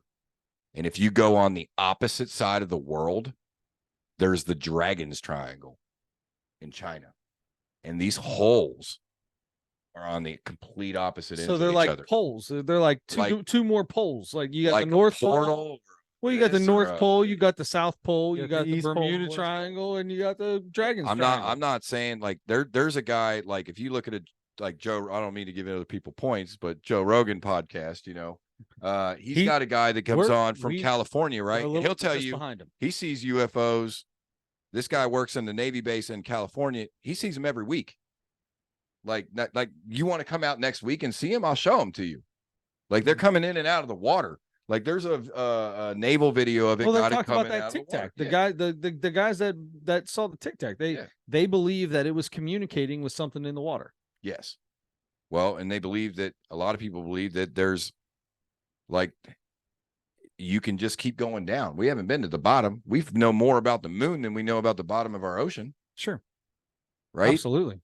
Yeah. Like it goes down. Yeah. There. Yeah. So now, are there aliens down there? Is Atlantis down there? Well, if you were going to live here, or you were going to have a base or whatever like that, like the best place to be unnoticed would be down there, especially if none of that is. Why do you not? They obviously don't care to be noticed because they're seen all the time. Well, like weekly by this dude in California. Well, I guess I don't know, but I mean, what? Now, I wouldn't say they're seen all the time, but that guy does, but he's also a Navy pilot or whatever that's over off of some aircraft carrier over there. I wouldn't say it's like, you're every. It well, isn't if they're like trying not to be it's seen, landing in downtown Cincinnati. If they're trying not to be seen, they're going to go another 50 miles away in the ocean still, where there's no craft. A lot of the theories is that it's like how what we would do. Okay, so like if we were going to observe something, okay, we wouldn't mess with it. Like if it was going to blow itself up. Are you talking about Americans? I'm talking about like scientists went into this really dark jungle and they observed orangutans live on their own. Okay. And if they stayed, as long as they didn't make any noise or they didn't scream and yell or they didn't really make themselves that seem like the orangutans didn't give a shit. Like they just went on about their day. And they would beat each other up and they would have, kill baby, like just do crazy stuff. And as long as they didn't get involved, like they got to basically observe and learn, right? So like maybe we're being observed. Orangutans are hunting with spears now. Yeah, heard that on Joe Rogan's thing with with this dude. Heard that. Yeah, rocks, stuff like that too. Like I saw what are the monkeys at the zoo one time? Craziest thing I ever saw in my life. Monkeys at the zoo, where the bamboo's all over and they crawl around it and they're like out in the open, but they can't get to you because there's a little bit of water there or whatever. These little monkeys are sitting there and a bird flies over and lands. And it was from me to Adam. Snatched it. And this monkey just moves a little bit. Yeah. Yanked that thing, bit its head and started running. And every monkey ran after him, and they were fighting over this dead bird. You saw this happen? Saw it happen at the Cincinnati Zoo. Whoa. I was probably 13, 14 years old. I was there one time, and this little kid fell into the gorilla cage. I wasn't there for that. Just kidding. Continue and tell me something and yeah. Keep going. I want to know more about the crystal skull. Oh, where are we in life with keep giving us things to see if we believe it or not so we can figure this out. Well, you guys kind of tapped out fairly early there when I mean I had about 9 more levels and you're like, yeah, it's getting fuzzy now. Come on, I want to hear what they are. Where you don't think that actual intelligent beings have been here? I mean, there is, if you want to go there, you can look up reports where they say President Woodrow Wilson made a deal with them. Like they got some pretty like Woodrow Wilson said that he saw a UFO. He never said that. There's nothing out there that says he made a deal. Yeah, there is. He didn't make a deal. Yeah, there is. Well, you can't communicate with them. Yeah, you can. So that's what the kid said, right? So here's what they say. Tell me about these African so they don't kids. talk. is what they're saying. The kids from South Africa or whatever it is. Okay. It's Basically, mental it's telepathy kind of a yeah, thing. yeah. Okay. Okay. And the other thing is too, is they don't think really aliens really started showing up that hard until we hit like Nagasaki and Hiroshima. Okay. Once we started dropping nukes on people, they started showing up. In fact, back in World War II, they had protocol for them, for the pilots when they saw them. That's true. They did. Yes, they did. Okay. That was in their protocol. It's in, you can look that up. That is in, Yeah. that's, I'm not telling you some bullshit. It's like there's stuff that says the president made feel that way. No, I mean, you just can't handle it. That might be Whether or not it's true or not is not a debate. You can't handle I it. can't handle it. Right? You can't handle it. I can't They handle the truth. also, but they were also There you go, saying some that more movie quotes. there's not a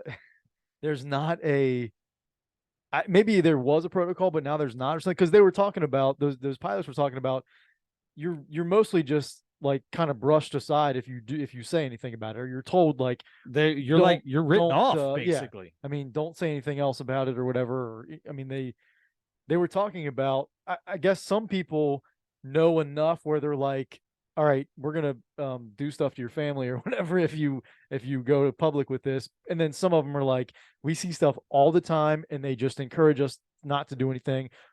I went and reported it to my supervisor or whatever, and they were like, okay, and that was the end of it. Right. I mean, you guys are at the point where you're like, I couldn't have this conversation 10 years ago.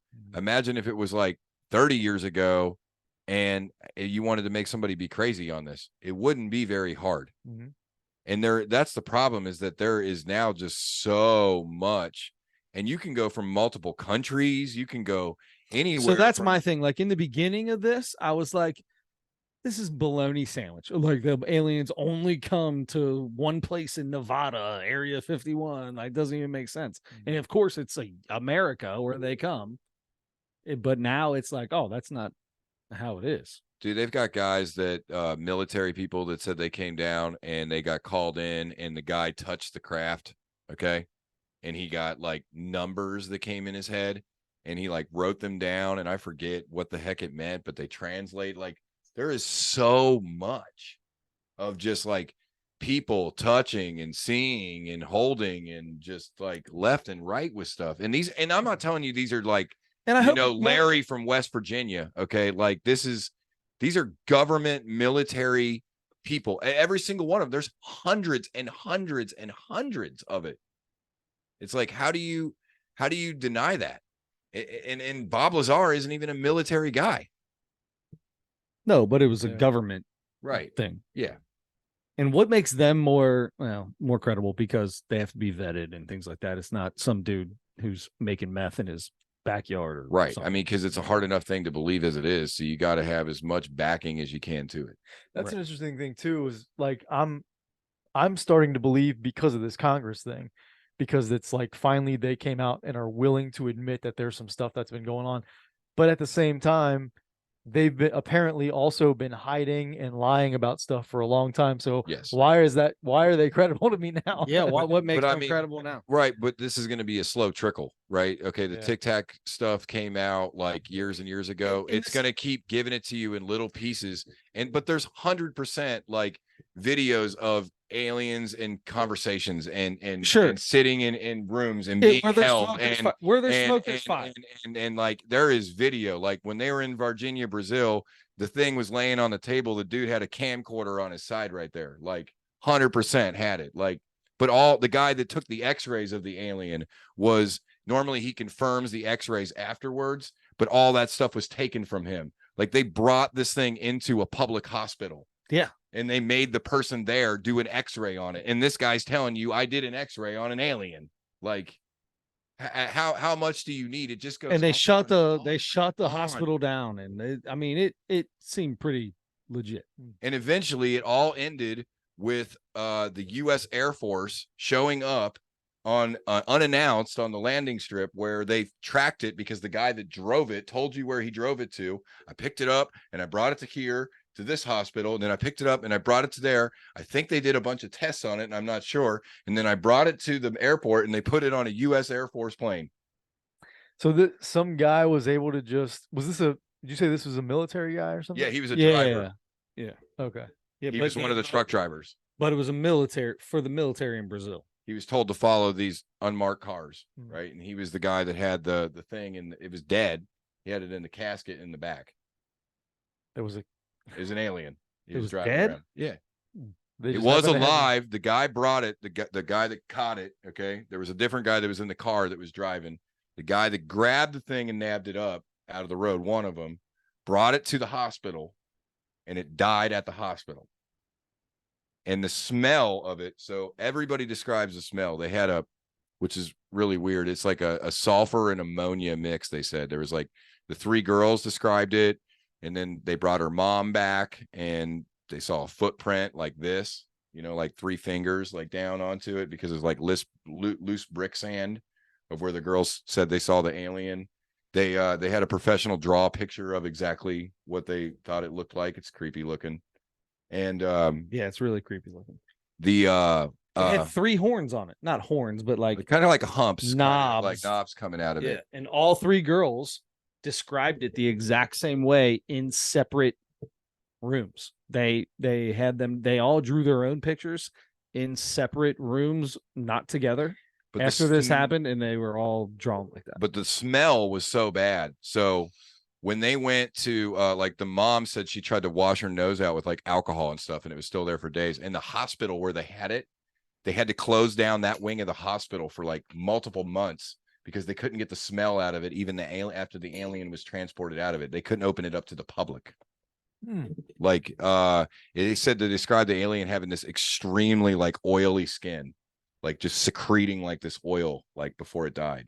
And the guy that grabbed it apparently got this oil on him, and it shut down his immune system, and he was in the military, and he died from a common infection. Yeah. And the guy that was a medical doctor for like 45 years, like, it's still undefined how he died. Like, what killed him should have never killed him, but it just shut his immune system down.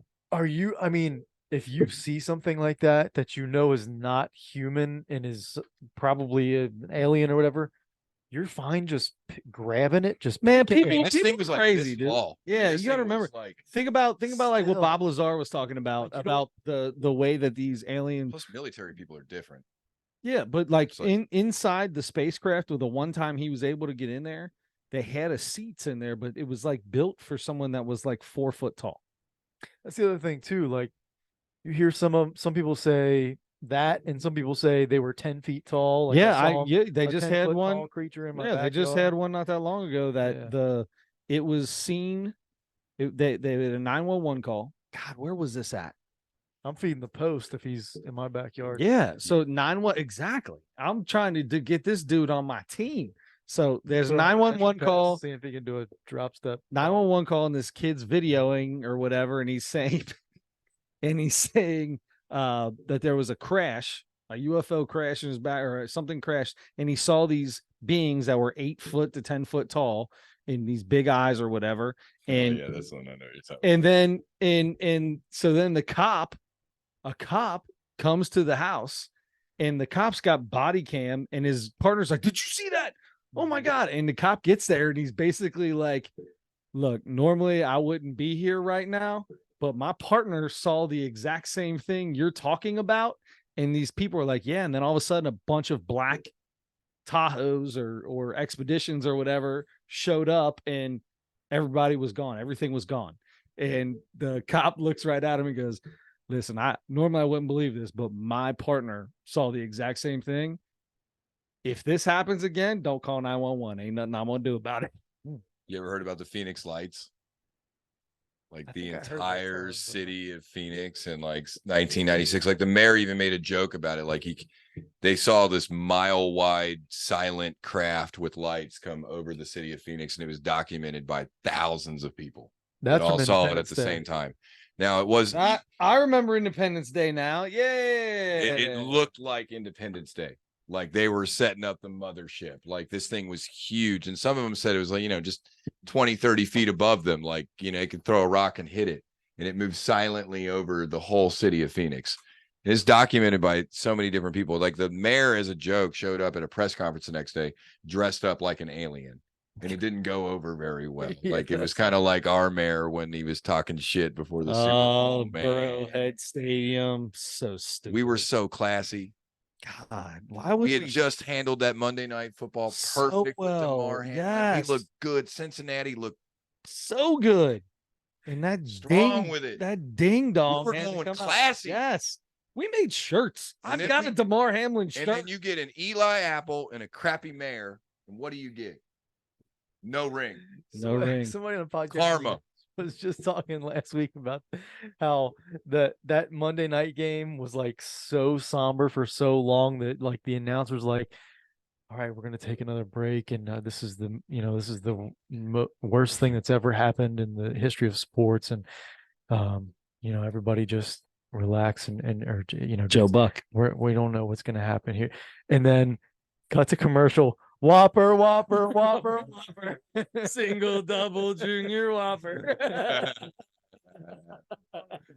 Arby's, we have the meats. And then back to like church talk. And then Troy Aikman's back with, I don't know that I've ever seen I've been around and there's been in. Yeah, so I feel like we need to have a part 2 of this segment because I do feel like you guys are getting to a wall that is going to be difficult to go down. Yeah, I might need to do some more research and see some more stuff. So impact, what's it called? First impact or first contact? The Virginia, Brazil or whatever. Oh, yeah. Point of impact, point of contact. Yeah, that's pretty good. I mean, I feel like that's pretty damn close, right? Yeah, something like that. Moment of contact or something like that. You would get it right on the first try, wouldn't you? Moment of contact. That's what it's called. I want to see this Planet X thing. I want to learn about. I'm not gonna lie to you. The 12 and 13 skulls. It's a reach. It's a reach. Look, it's entertaining. Okay, that's what it is to me. For entertainment. Okay, all right. You want truth. The way that it is. I mean, I want the stuff like this Tic Tac video where there's tangible evidence of this stuff that happened. So there's many people like that Virginia, Brazil, where there's all of these people that talk about this thing that happened. And there are many people that talk about it separately the exact same way that never knew each other. So you're going to need to watch Unacknowledged with Stephen Greer. Okay. You're going to need to watch the Virginia one, The Moment of Contact, the Stephen Greer, Unacknowledged. I got to punch your way through that and I fell asleep. Man, it's a lot of subtitles with all them Spanish people talking. It's real though. I got pretty far through it and it felt legit as all get out. Legit. Once again, it's a documentary or a video. You need to do your Roswell research, okay? And honestly, if you can look into a little bit of Eric von Daniken, okay, and that was the guy that translated the ancient Sumerian texts. Nah. And he wrote the book Chariots of the Gods. Yeah, okay. I'm good with this. And he basically takes all of your religious and everything else and basically interprets it in a modern day way that where ancient people, when they were looking at stuff. Yeah, that's like I was saying with that Ezekiel stuff. Like I totally believe that. And they all, and that's what they're saying. That's what they're saying the angels were. That's what they're saying with these, that they were alien. Like you have, because it's always a halo, right? They all have halos. You look at stuff like all of these are spheres. The Nazca lines. You realize that there's stuff in Peru and all over the place, right? Of drawings of things over the landscape, right? That can only be seen from the sky. Mm-hmm. That's thousands and thousands of years old, right? And you can only see it from the sky. There's a mountain in Peru with the top of it removed. You know what's all there? Quartz. Apparently, it's kind of a big deal. Are we back to? I'm just saying. You don't know. Giant, and not energy, but a giant information ball. Like so they just a lot of because isn't the quartz some of the is it ancient astronauts theorists say yes. Okay. No, I'm just kidding. Yeah, the ancient. That's what they always say in Ancient Aliens. Astronaut theorists say yes. What is an ancient astronaut? So an ancient astronaut is the guy that thinks that what came to us, everything, all of the way that we depict all the ancient culture. An astronaut somebody that's been to space? Yeah, if you look, there's actually pictures in the like Egyptian pyramid of a guy with like a light bulb like connected to it. Glenn you got pictures of what's his name? Guys in a spaceship like going like they're going to be launched up like an Glenn ancient Robinson? like Dan Aykroyd. Sorry, I'm sorry. Continue. That's the thing. The further back it goes, the harder it's going to be to believe. For you. Okay. Oh, we've got a microphone down. Microphone down. Give it to me and you talk. That's all right. I'll oh, did it break? Okay, so what you need is like recent stuff. Like you're not going with it unless it's like If something happens 10 years new. to people, to people who are still alive and they can talk about it like Bob Lazar, I think it's going to be definitely a lot more believable. I mean, if we're talking about stuff from thousands of years ago. Okay. I can hear you there. it's- I mean, where somebody can be asked it's- questions. And that goes for anything, honestly. I mean, all the stuff in the Bible, I can't say I don't feel the same way about, honestly, because how can 100%. you that What's long more ago- plausible, right?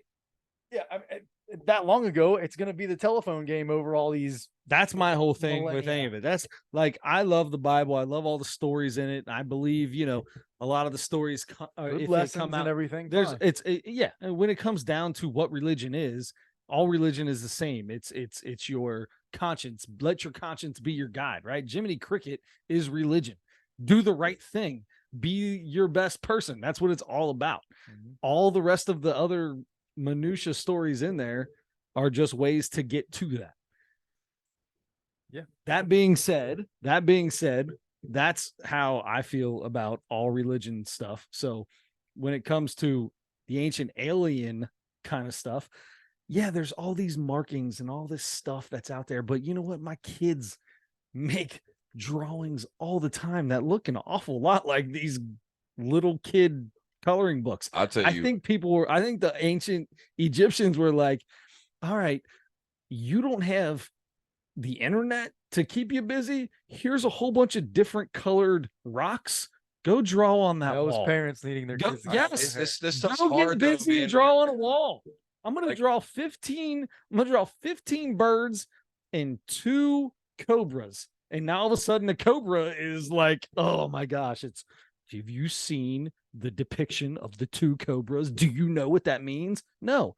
Yeah, I do know. It means a little kid was drawn on a wall. That means 3,000 a kid years drew a ago. I picture get it. of- There the is kid so drew a much picture stuff 5 right minutes now, before he got though. killed by 2 cobras. You get lost in this, man, and it's hard to handle because like they've got this thing called Close Encounters of the Fifth Kind with Stephen Greer, and this is hard to buy. Okay. This guy's got it on video. Okay. Okay. Where like Video can be totally manipulated, especially I know right he's now. got a freaking app for people to do it themselves, and it's all these people doing it where they literally go into like a meditation and they make UFOs pop up and they do it on video. And they go out there on the beach and he's got people that pay like $30,000 a piece. It's like, you want to see some UFOs, and they go out there and they meditate and they pop up. Oh, jeez. It's wild. They don't see them. No, they go actually back got and look at- video hold of on. one. Wait a like, minute. Wait a minute. He's back there Wait with a a minute. projector. This is hard. No. Hold on a This is second. hard. Hold on a second. So they don't actually see them. They're just recording themselves while they're meditating, and No. they go back and watch the video. No, they open up and they look at them and they go, there they are. Oh, okay. And then it moves over there and it does this, and they feel that they like, have you ever like CIA, even back in like way back, like remote learning, like remote seeing, remote. Have you ever heard any of this? Like they used to like have people that they could put down in a state of mind, like, and they could know what was going on there. Like they could remotely remove themselves.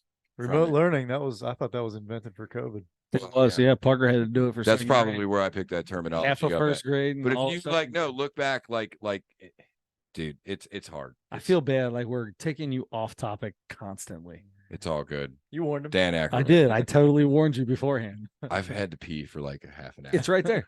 Okay. All right. Go ahead. I'm allowed to exit and come back. in. 100%. I do it all the time. I don't know. So Adam, you got to tell me. Mhm. How much of this malarkey, jargon, truth do you believe in? I mean, that for real, like That's a tough. what I said before, I'm just now thinking, oh, okay, this actually might be a real thing, or I guess it is, because that they have real people who are intelligent people who are like I have worked with this stuff for so many years. I've seen all these things.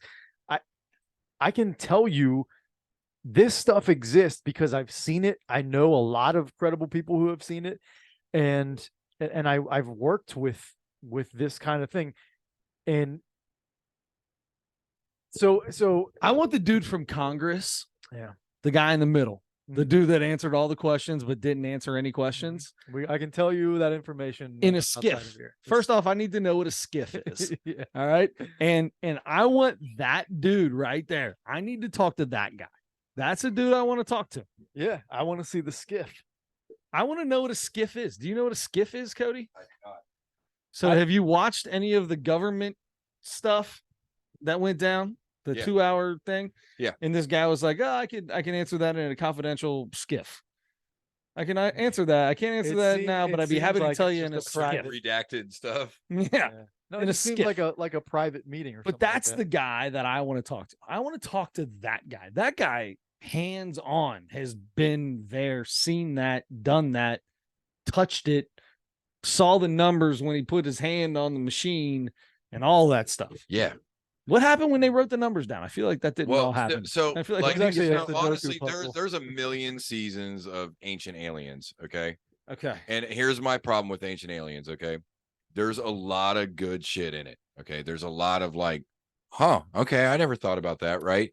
That's how But then they take that and they Way they too give far. you with some prophecy that they believe that they came down and they talked to Uncle Larry, and that's why we got dogs that are taller than others. You know, it's like, well, no, like the stuff that's in it is good. Like there is some really, really good stories. Like there's the crystal skull thing on it. Like there's bits and pieces. Like, but then they go way, way too far, right? So But that's there's- my thing with there's a lot of with different. Skinwalker Ranch, right? Like, Skinwalker Ranch to me is garbage. I'm sorry. how much did you watch of it? I've watched like it's interesting. Okay. If you look at the It's a hot science part of zone, it, right? Yeah, if you look at the science part of it, and you see them do these all of these what do you call them? When you try to Radioactive readings and all that experiments, stuff. Yeah. right?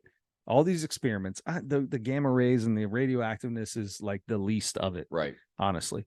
It's more the microwaves. I know it sounds silly, but like those kind of waves, the electric, to me, they still don't know what's going on out there. Right. And they've done all these things, and it's more, this dude's trying to prove it wrong. Like it's being tough for him not to, but there's a science behind it. There's some kind of electronic current. There's some kind of thing that's getting to such a high current, megawatt, whatever. So they noticed that all of the megalithic structures, like really the ones from like back in the day, like, you know, you got the Giza and you know, what's the stacked up rocks in England, and you know, there's all these like really important like places, right? Apparently there's what's called like, I think it's called like the ley lines or the way lines or something. Like the earth has these lines, and this is scientific. Okay. Yeah. And there's these lines, and where they cross Longitude and latitude. their energy is higher Yeah. there. Right. And it's like longitude and latitude, but there's these lines. Get your little googly No, out. you're right. And All right. And they cross all over the earth. Well, where they cross the most at, every single time you'll see these pyramids or these different things. And why is everybody building pyramids? Okay. Like all over the world, right? Why is everything? I feel like it's not all over the world. I feel like Well, it's the pretty much just Mayans, in the Egypt, Egyptians, no, right? the Mayans, there's pyramids everywhere. Like almost every civilization, like they believe, like some of the most plausible stuff for the Pyramid of Giza is like, what has people spent? What have we as a culture? What's some of the most incredible things? What have we built? Right? Like the biggest things, like what's the Hoover Dam? Oh, Right? Dam. Yeah. Right? It's like the 13th wonder of the world, or something. Like a power plant. Yeah. Right. Nuclear power. Something plant, for energy, right? Like, so they think nuclear reactor. what was coated in the pyramid, like it had like a gold coating and a this coating and a that coating, like that is eroded over it. They know what elements were over the Pyramid of Giza, and they have these shafts. They say it was a tomb. It's a bunch of bullshit, okay? Because they never found any bodies in it. All right. And they have these shafts that go through the pyramid that like a human can't fit through, but they're almost like water shafts. And the elements that are in it, right? When water passes through it, it actually can like be an electrical conduit. That's what's So like going the on Pyramid at the of Giza, ranch. the That's Pyramid what's of happening Giza at the is ranch. like, and it's on the lot, like the ley lines. Yeah. Right? It's perfectly where it's supposed to be. It points straight up at like, it's like perfectly north, south, east, west. It's got all the like the mass stuff with it, right? And when the water comes through it, it's like they believe it could have literally been a power plant to supply like lights, Absolutely. electricity to everything Dude, around. that's like, such a big like a part lost of technology. that's such a huge part of what this Skinwalker Ranch is all about, is the way that it almost acts like its own battery, right? Power source. I mean, I think we maybe not the same way we are, but to think that we went from cavemen breaking rocks and starting fire to building mathematically perfect pyramids. Like I just think that there's like a lost technology. Like when you have the Library of Alexandria that burns to the ground and you've got all this lost stuff, and like they keep finding these things that they think are fairy tales of these lost cities, and then they go there where it says in the book and they're like, oh shit, it's here. We found it. They found Atlantis? No, they didn't find Atlantis, but Oh. they found something in China that was underwater, and they went down there and they found all these statues, and it was just supposed to be a legend. Like they found all kinds of legends that they thought weren't real stories, and it keeps finding out that all the stuff that we don't think is true. So ancient aliens, is this all ancient alien stuff? Not everything, no. Because I've never heard of the Chinese Atlantis. Yeah, it's not an Atlantis. It's just something that was in like the book. I think they found something from like Greek mythology that had like, I don't know, like Odysseus or something went over here or whatever like that. And they always just thought it was like myth, right? And then it's always my favorite. They went over there and they're like, and under the ocean, because it had like the water had came up, they scuba dived down there and they found a freaking city, and it was like exactly where the story said it was. And it's like, well, why didn't we look here? So you could sit like that. Yeah, Parker does. Go ahead. Doing a lot of moving around. Cross it up. I've said it before. It's how pimp sits. Odysseus is your favorite Greek? By far. Yeah. I would say mine is probably John Stamos. You slime belly gutter snipe. John Stamos. Parker, do you know who John Stamos is? That's too bad. He knows who John Stamos is. Oh, yeah. Uncle Jesse. Yeah. What's Uncle Jesse from? You watch it every single night before you go to bed. Full House and Fuller House. Uncle Jesse. His real name? John Stamos. The one and only. It's a good looking man. Hey, what does he say? Hey, don't touch the hair. I spend a lot of time on the hair. So you don't know any movie lines, but he knows Full House lines. I pretty much know that one line that I said because my Uncle Paul said it constantly. All right. How do we wrap this up? That's a good question. You guys got homework. Really so are you coming back? Are we going to have I would love to come. I mean, it's an honor to be here. I would be. Were you nervous before you came on a podcast? I mean, you just don't know what to expect. I've never seen this room. There's lights on me. There's cameras on me. Been down. You guys put me in between you. I don't know this man to my left. Now you're up in front of us after you came back from the bathroom. Now you're in front of us. So now it's even more awkward because we're looking at you. We're looking at the screen. I'm looking at the screen. Yeah. I'm looking at you, looking at me.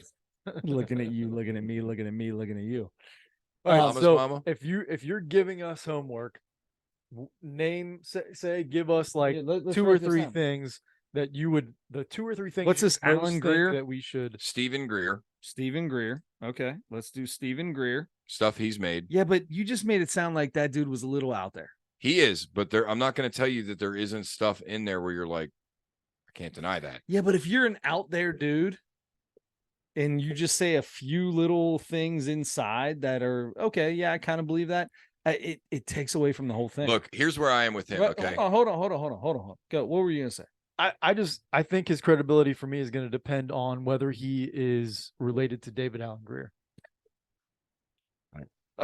Is he? Solid. I feel like we're on track. Stephen Greer. We're breaking through the ice here. I'm trying to text Stephen Greer right now. I need to text myself. Stephen Greer. I mean, really, anything look, for me, the latest thing he made was too far. Okay. And it felt like he was, to me, trying to make money.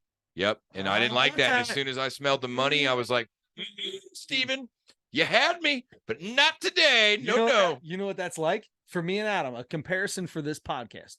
We watch a comedy special every week on this podcast. We're not doing it this week because you had nothing to do with it, so we're not going to do it. But we watch a comedy special every week, and every once in a while we go, I really like this comic, but as they do more and more and make more and more money, their comedy goes downhill. Yep.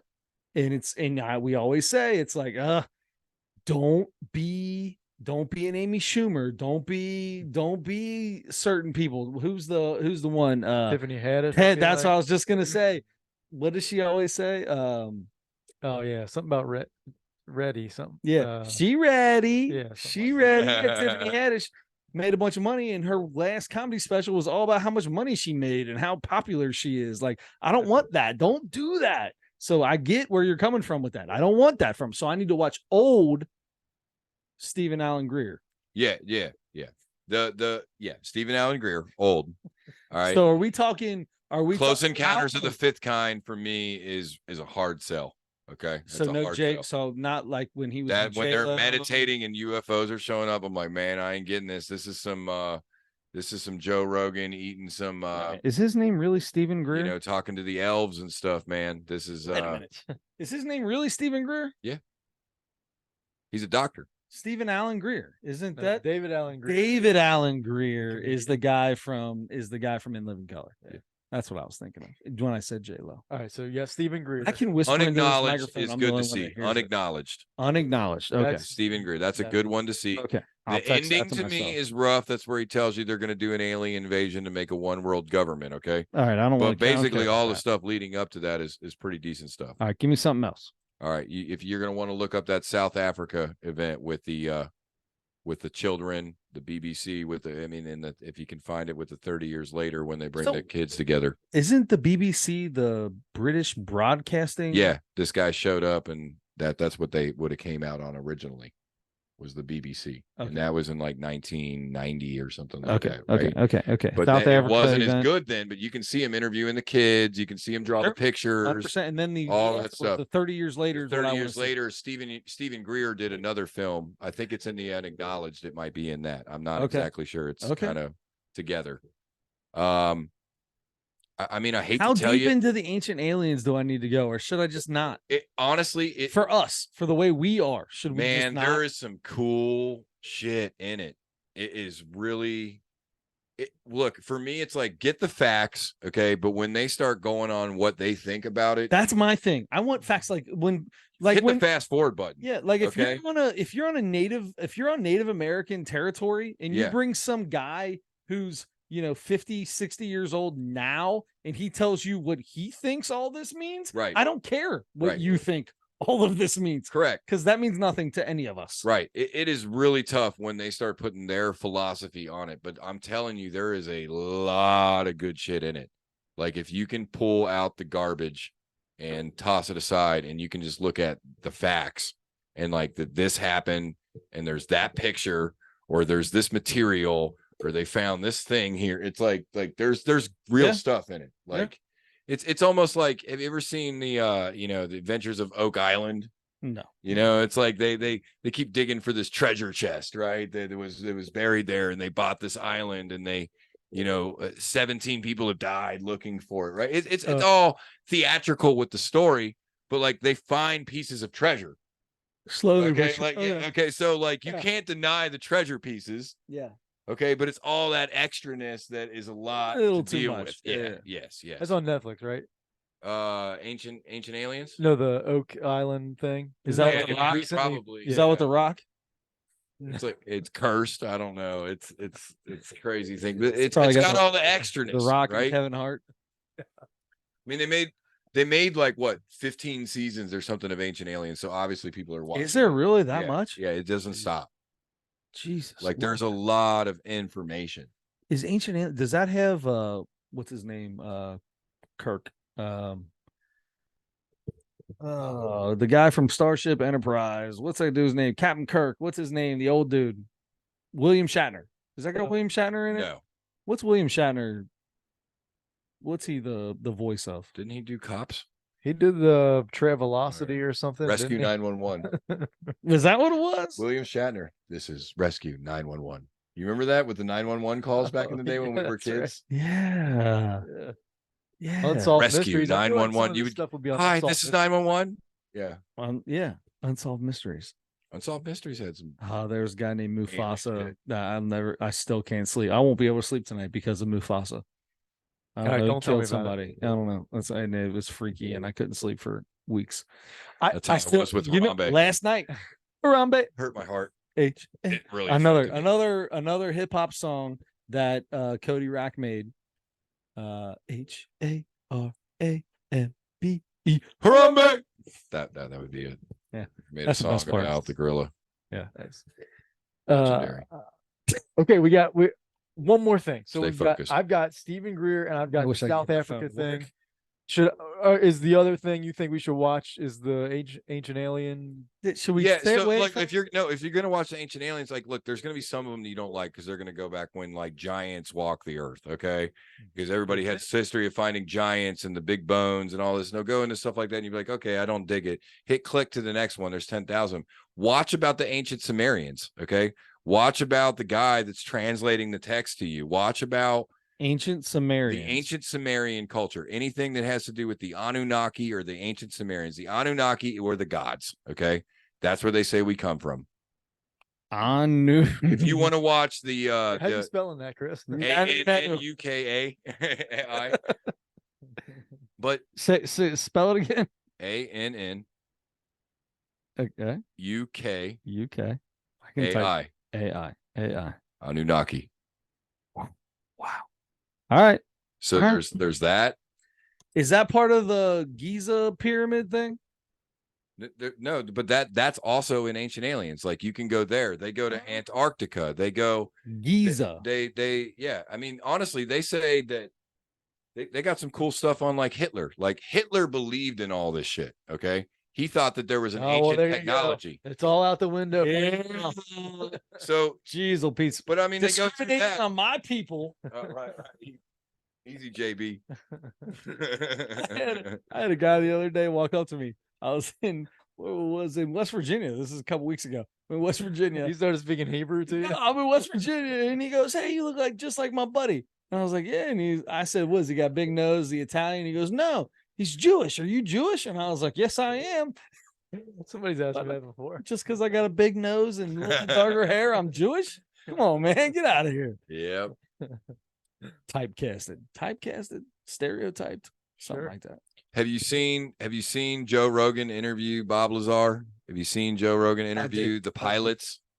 I haven't seen the pilots. I want to watch. I should watch. I want to watch That's the the one I pilot. think I Pilots would were do well. actually, and you would like this because this is going to be more like mainstream for you. The pilots do, I think, a 60 minutes on the side of this. Like it's on mainstream TV. You got this, they're on 60 minutes. Well, the guy that was in the Congress thing, they straight up talked to him, and they were like, "Did you, what made you come out or something like that?" And the first person, there was three of them, and the first guy goes, "I want us to. We should have defense, and we should be prepared to defend ourselves." And the other guy's like, "I think the American people need to know what's going on, and we're hiding things from the American people." And the last guy goes, "I didn't want to do it, but they asked me 6 times, and I finally gave in." The pilot, he was one of the pilot of the Tic Tac. He was like, and one of the Congress people were like, "Honesty, I'll take honesty. I like it." And he's like, "I didn't want to do it, but they asked me 6 times, and I finally said yes." Like Bob Lazar. Exactly. It's exactly right. All right, I've got my homework. Yeah, I'm in. The Blue Book Project. How long? Yeah. When we coming back? This is you guys call it. I mean, this is episode. How often you guys do? Oh, these by episodes? the way, this is number 250. Congratulations, 250 Nosebleeds podcast episodes. Mm-hmm. That's pretty impressive. Yeah, the confetti All in the machine's not sauna. working. Yeah, I had it on, but just like when the aliens are around, it malfunctions the machines. The RF So you wave, start the dropping RF, bombs, they start the showing up, you RF start meter having starts going protocols. crazy. Yep, the RF meters start going crazy. The 1.64 megahertz and 1.21 gigawatts. Yeah, yep. It's exactly right, man. You just No, every door will lead to another one. You guys got to do your Roswell research, your stuff like that. Do you believe in wormholes? Well, yeah. I mean, there's dark matter has been proven. Wormholes and black holes have been proven. Black holes have been proven? Yeah. On a small scale, they created one. Like they have the collision thing. Have you seen that now? No. They have this thing where they took like a particle accelerator thing or whatever, right? And they literally in the flux capacitor, they have a DeLorean and they pop the trunk on your bitch ass. No, it's not. No, they have this thing, this particle accelerator thing, where they literally Tahoe. launch it into it itself, and they have created it. Really? Yeah. There's dark matter. There's lots of different. I feel like there's new stuff coming out about what's the physicist space all the time. Oh yeah. Absolutely. Because it's so we have no idea. So and we're getting our technology is getting better and better and better and better. So we're able to see and be able to get to more things. What's the physicist's name or the whatever he is? Neil deGrasse Tyson? No, that drives the little go-kart around and Bill talks Nye? like this. Stephen Hawking. Stephen Hawking, yeah. Well, it's not a go-kart. I guess it's a wheelchair, but yeah, it's a harness. Is that ableism? Sulky. Is that ableism? We have a cousin that's in a wheelchair and he talks about ableism on his Instagram all the time. And I can't TikTok. quite figure out TikTok what exactly that is. Because sometimes when he's talking, I'm like, oh crap, I might be an ableist. And then sometimes when he's talking, I'm like, oh no, that's not even close to who I am. But if I joke around and call Stephen Hawking's wheelchair what did I call it? I feel like it just got real bad real quick. All right, it got real bad real quick. Sulky. All right, I'm done. All right, I'll keep this off. Yeah, hot mic. Come on, Tom Brenneman.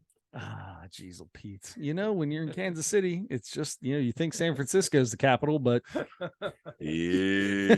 right, it's probably about time to wrap this thing up. This happens at the end of every podcast. This happens at the end. We start saying a few things that we probably shouldn't. Boys, I don't have to come back right. just talk about aliens either. So anytime, man, this is awesome. Thank you so much for the opportunity. This is one I got to cross off my bucket list, man. We appreciate you coming out and thank you very much. We will have you back after we watch David Allen Greer and a little bit of In Living Color, see how J-Lo's looking back in the late 80s. And I feel like your priorities are good. And then we'll watch Ancient Aliens. And then after that, we'll get you back on here. I'm totally in for another alien talk. And maybe we'll get the second Congress. Are they doing it? Yeah. They're supposed to have a second one. There's supposed to be another one that comes up.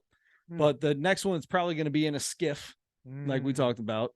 But then they want to do another one where they have more people. They're trying to get more people to come forward.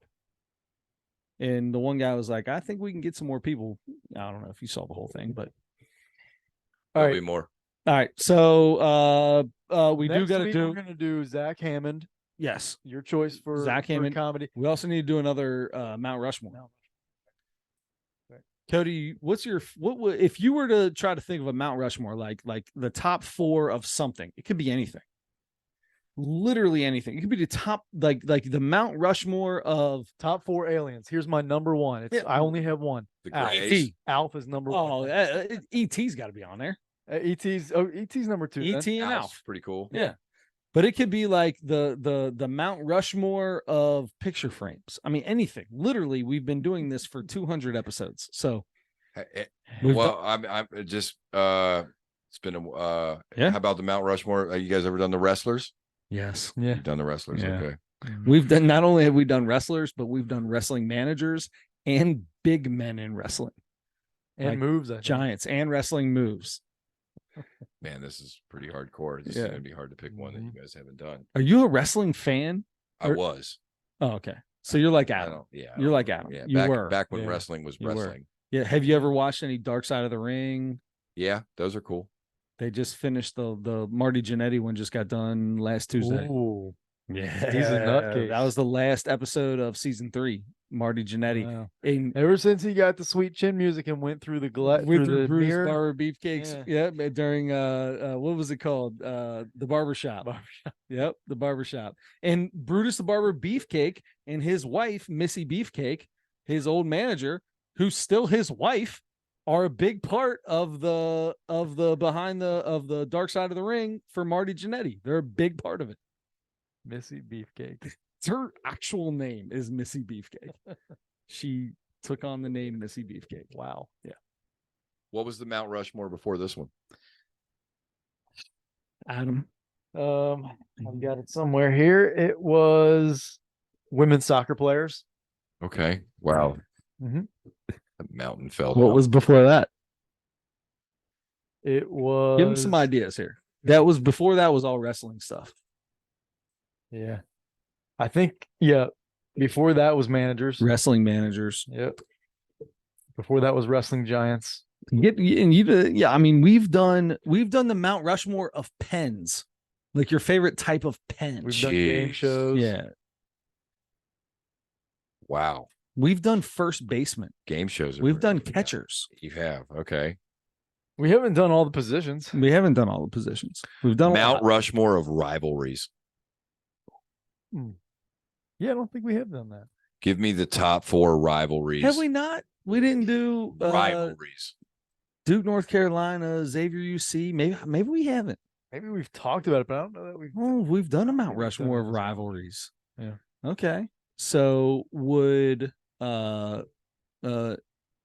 Nubu and Earth be a rivalry? I appreciate it, but no. Trying for you, bud. Yeah, no. That Aliens and humans. be more like Cincinnati and the Chiefs, Yeah. right? How That's Burrow's saying we're playing Newest- three Super Bowls this year. That's right. Newest rivalry. You got the Chiefs, and then the Eagles in the Super Bowl. I like it. It's not going to be the Eagles, though. Probably not. No. All right. So what just happened there was it was Chris's turn to pick a Mount Rushmore, and he pawned it off on you. So You have that's no Chris's idea how turn. much I Yeah, what's appreciate that. Thank you.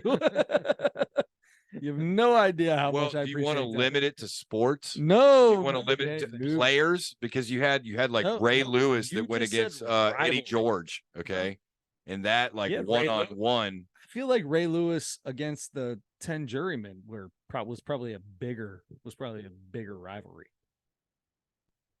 He won that rivalry. We could go Trump know, and Biden. Union soldiers and Confederate soldiers. There's that That's one. a big one. Yeah, brothers do you limit fighting it to brothers. sports, or do you limit it to?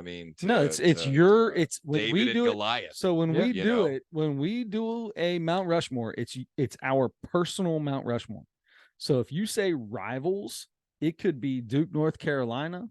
It could be NWO Founders- versus DX. Yes. Yeah, exactly. Elder Saint X, It could Oak be Hills, Elder Prince, X. whoever there. Oak Hills and Oak Hills and Elder. the little sisters, Muhammad Ali and George Joe Frazier. Frazier, yeah. It could be the Boston Red Sox and the New York Yankees. Yeah, that's a pretty big one. Any of those things. It could be Microsoft and IBM. It could be me and you in cornhole. It'd be more like you and John. More like you and John. It's too bad I couldn't bring the belt for the podcast and That's all right. show everybody. There's one. I have that I Jared's. got I have there. Jared's upstairs. Yeah, well, it's Jared's, right? Yeah. You have his. I have his. Jared have doesn't mine. have yours. I have mine. Because I don't know that you have one anymore. I don't have a belt because you have taken it from me. It's in a hanging up state- He had to get me into in a my state of Kingdom, inebriation in order to take it. more like your partner. Oh, it was definitely my partner. It was inebriated. Okay. Oh, go ahead. I have something to offer for maybe how we end this. I would like to know what Parker has learned today. Parker, come on up here, bro. That's a solid point. Come on up to the Come mic. here. What'd you learn today? Join us. You sat Look, through this first whole off, thing. Big on you. Big on you. Come, stand up. It's Come over here. 2:30 in the morning. I mean, Right here. Right here. Good for you. Is it really? Good. No. Oh God, you're gonna just Good for you for making it this whole podcast. What did you learn today? About aliens What? and What did you learn? I didn't really listen. Do you believe don't blame you. aliens are real, Parker? Yeah. We'll see if he goes deeper than you guys. Yeah, kinda. Because the interesting part is when you ask kids when we were kids if aliens are real, half said no. Most today say yes. All right. Yeah, Do you have that's another true. question? Do you have what's the next level that you went to? Okay. So do you think aliens have been here before? Like, no, we lost you. Okay. Nope. You guys are further along. I guess he Attaboy, needs to watch Parker. some Pentagon videos and some.